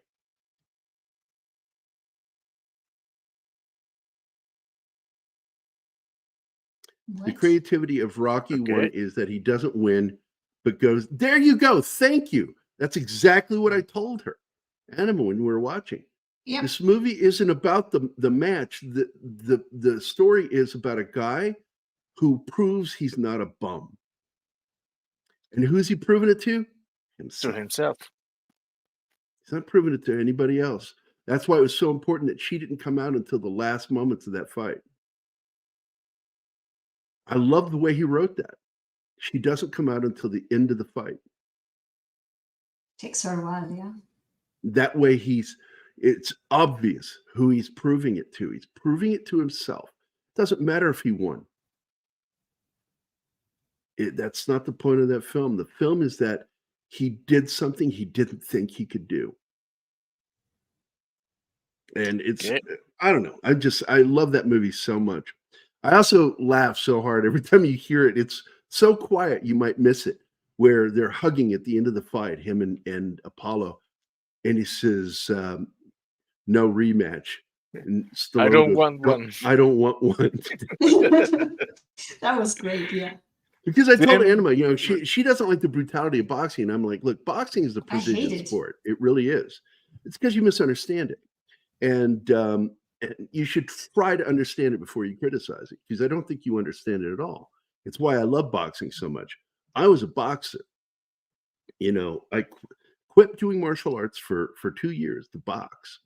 And it was tough on me because I got yelled at my very first boxing match. Because when the guy would come at me, I'd lift my left leg up to block. And the referee's like, you do that again, and that's the end of the fight. You're disqualified.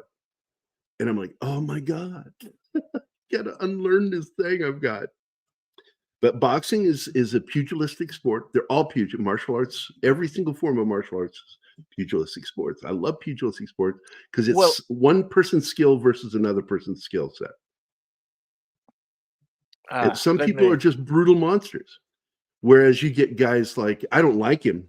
He was the champion that the Tyson? Irish, No, no. no, the Oh, Irish yeah. MMA guy wanted to fight and lost. To, Conor McGregor. no, the other guy that he fought, the black boxer. They had a boxing match, not MMA. Yes, I remember. I can get. I'm the trying to name think of the his guy. name, but anyway, I'm not a big fan of his because all he is shoulder. It just all he does is he hides behind that shoulder, and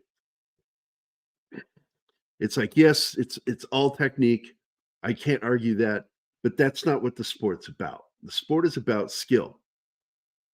It's about the journey to get there, like Lord of the Rings. Amen. Lord of the Rings and Rocky have a lot in common. What's a backdoor boxer, Gary? All right, give Tim his video. Well, there Yes. are 2 videos for him. In fact, By what name are you known? There are some who call me. I ruined it. You did. Floyd Mayweather. His dad's a hell of a boxer, but Floyd, I don't really respect him as a fighter. He's not a fighter. okay, and here's your backdoor video. Worth strong. I'm gonna go check the back door. Back door. Now, some people that aren't, aware, like Anna would probably really hate bare knuckle boxing. But I'll Yep. tell you what, they don't hit as hard.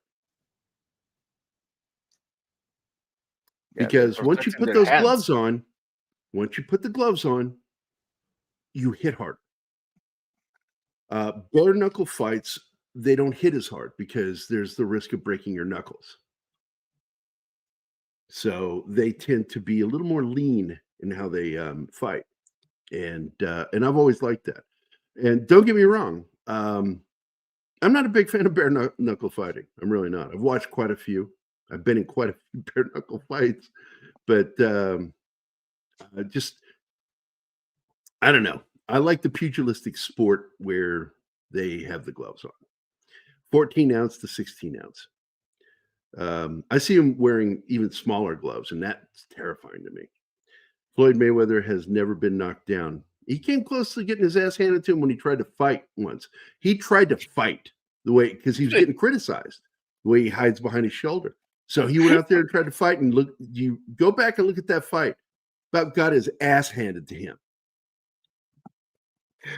Read this one. God damn it, Jim. He would have broke a hip. Yeah. Yeah, the best boxing you're going to get is always Olympic and Golden Glove. I don't know what it is, man. That's where you see most of the heart of the sport. I don't like to watch much pro boxing unless it's, I'll watch welterweight and light heavyweight. But once it gets to the heavyweight level, it becomes too commercial for me, and I'm not interested in it. Why are you Some of the shouting, best Bush? fighters, like Roberto Duran. I mean, these guys weren't heavyweights. Sugar Ray Leonard, man, what a fighter!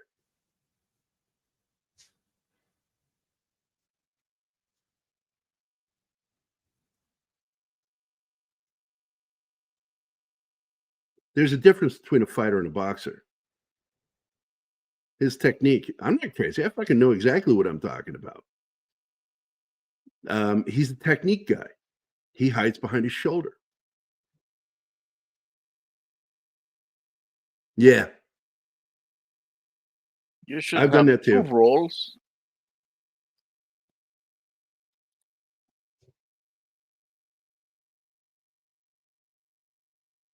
I used a roll of quarters. More weight. And I have big hands. So Sugar Ray was more of a dodger than Floyd. Dodging is technique again. But what's good there is he's giving the guy a chance to hit him. He's just faster. My problem with Mayweather is he hides behind his shoulder. He's constantly walking out there like this. It's just really weird. He's afraid of getting hit. Ali Frazier was one of the best fights. Yes. Rumble in the Jungle, dude. Oh. That was back when boxing was something else, man. And the thing with Sugar Ray is that he would go in and he was watching the center of his opponent right here. And he would watch him there. And whatever they did would tell what they were going to do. And he would move out of the way. He was fast. He was one of the fastest boxers as far as movement went.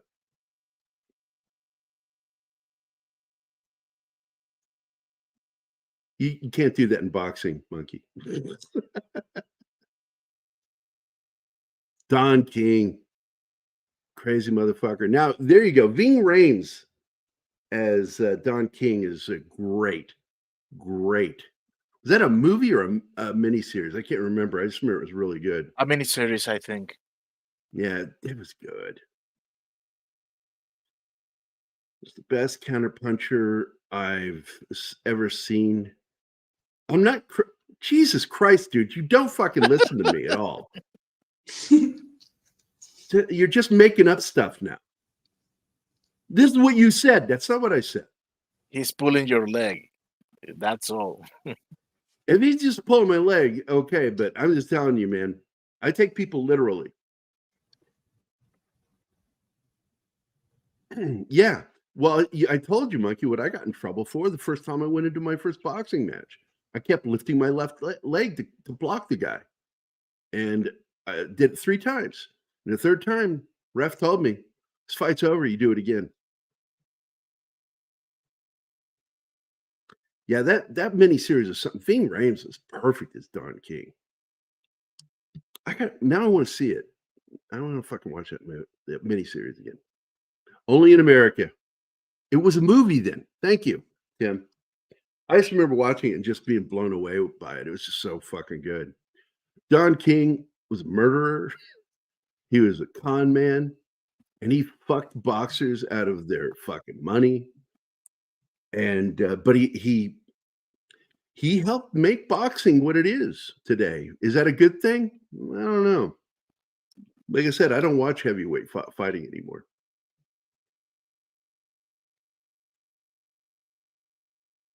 Muhammad Ali. Jesus Christ. Joe Frazier. Oh, wait, do you just want me to name one?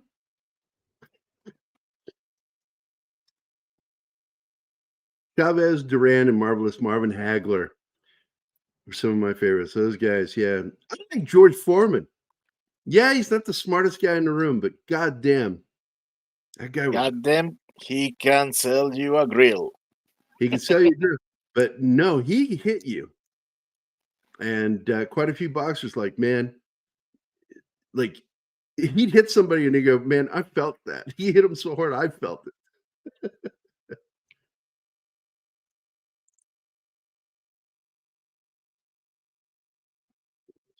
Swept in a case. SCOTUS over how to interpret a search warrant. A search warrant. That's interesting. That's interesting. I have to look that up. But he's dead now, isn't he? Don King. Really? I'm asking. Let me. I don't know. Isn't he? I don't know. I haven't heard nothing. I'm looking. Nope. I think the scariest guy in the ring I've ever seen. Nope. I think he's you still know this alive. before I ever say it. Oh wow, that fucker's still alive. Goddamn. He's still a promoter. Mike Tyson is one of the scariest dudes I've ever seen in a ring. I wouldn't want to face him. When I was at my best, I'd be terrified.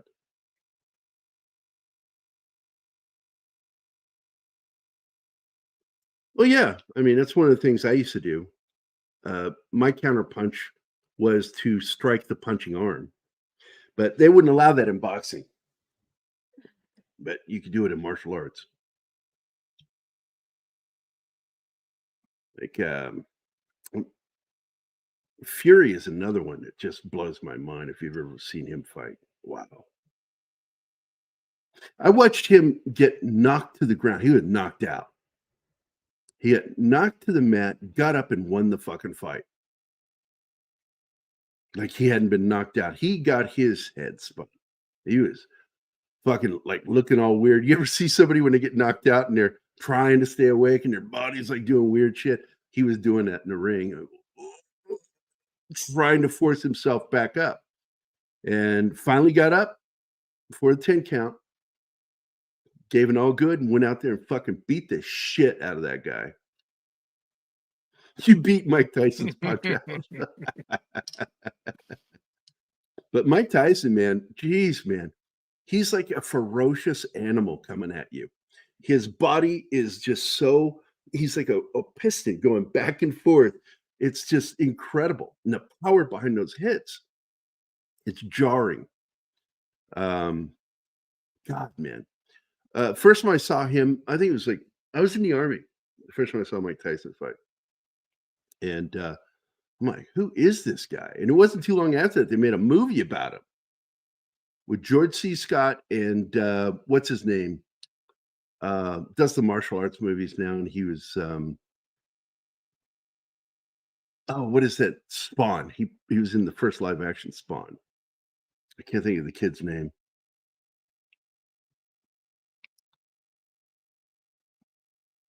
Yeah, he was out of shape. And that's the only thing that happened there. Tyson was not in his right mind. He'd been out drinking, partying, and he just wasn't taking it seriously.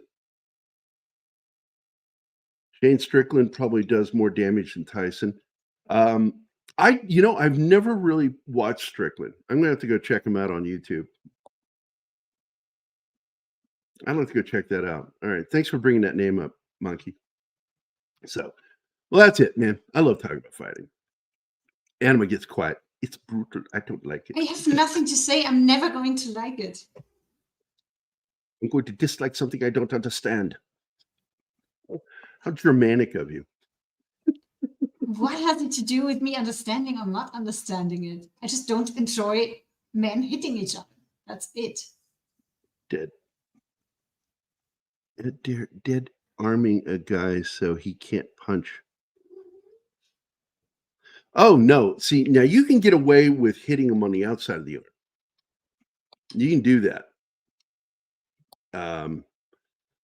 I mean, some of the most wicked punches you can throw are either to the liver or to the arms. But you have to hit on the outside of the arms. If you go for the inside of the arms, it's a dirty move. When I was doing full contact martial arts, what I would do is I would bare knuckle hit people right here. This is my favorite place to hit, on their forearms. Turns their arms to jello.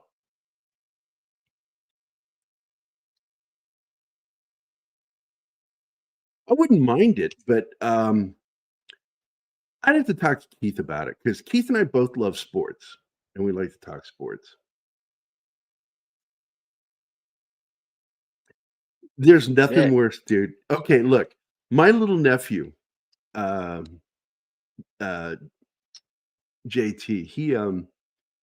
he paid for, what fight was that? It was actually the female fighter he paid for, pay-per-view. And it was over in 10 seconds, 11 seconds. The fight was over in 11 seconds. Not only did he waste his money paying for this fight, he lost money on the fight. And I love him. He loves me too. We were very close, but I started laughing at his misery. He lost money on the rental, and he lost money on the bet. It was just like, it was a fucked up day for him. Who was that? That was I can't Hi, think of her Penny. name right now. Oh, you got to go. Hi, Penny. Well, have a good nap, Penny. Ronda Rousey. That was it. Ronda Rousey.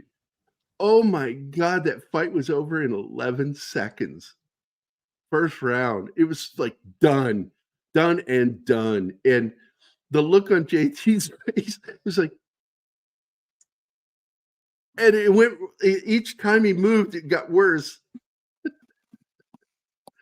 Oh my God, what a fight. Full contact risk. I played full contact basketball once. Got the shit knocked out of me. A lot of knees and elbows. That's all I got to say. I would want my money back if I rented that. Oh, man. Oh, man. That fight, the Ronda Rousey fight, that was a bad day for my nephew. Shit you not, that was a bad day for him. I got to get him on here. Now, I'd love to get him on to talk sports. That guy knows sports. You remember that comeback fight for Tyson that ended in 30 seconds of the first round? And everybody went mad. People asking for refunds and shit. Oh, I don't remember. Is that the one where he got knocked down? No, he won the fight. It was a comeback from him. I think it was his first fight after he did time in prison. Right. That comeback, it didn't last the whole first round. Yeah, But the he did an Madison- interview not too long ago, by the way, and it just popped into my head how he's terrified to ever go back to being that version of himself. He doesn't like that version of himself that he was when he was a fighter. Like when he got out of prison. He says, I was a different person. And I don't like that person. I don't want to go back to that. I can relate to that. He admits it. He was kind of scary. It scared him. Kinda.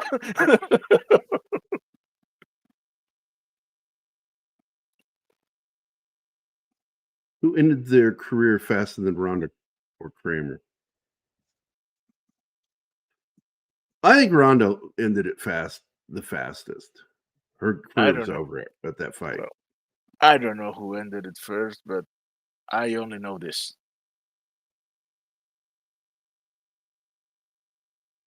You only know what? The Oh, banner did he you just see put up. the banner? Oh, the banner. Oh, okay.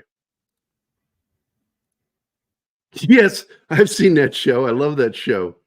I tried to show it to Anima one night. We didn't get too far into it, but that show fucking made me laugh. Which Fucking one? Norm Macdonald is Pigeon. What? What? I don't even remember. The Mike Tyson mysteries? What? I mean, a cartoon about Mike Tyson. Okay, we're ending the show here. And I'm going to go show Martin this cartoon. He's this is great. Well, she went into Hollywood, but nothing happened. Her career still didn't take off. Gina Carano took off better than Rhonda did. Rhonda was fucking put in the Expendables franchise and fucking went nowhere. I got to be honest. I think that knockout in that last fight for her, that kind of hurt her career, her acting career. Like that was bad. It was bad. So, well, I learned something this show. I was unaware that Doug Liman directed Swingers. I thought all this time I always thought it was just Jon Favreau, because Jon Favreau talked about some of the guerrilla filmmaking he did on that film. Like they shot that scene out on the highway. Guerrilla, they were actually stopped by a state trooper, and they lied their way out of it. Great fucking movie, man. Love that flick. All right, man. Let's end it here. Any more to what to Brian? That's it. Show's over. We'll see you guys later. Have a good day today. Bye, All right, guys. bye, guys.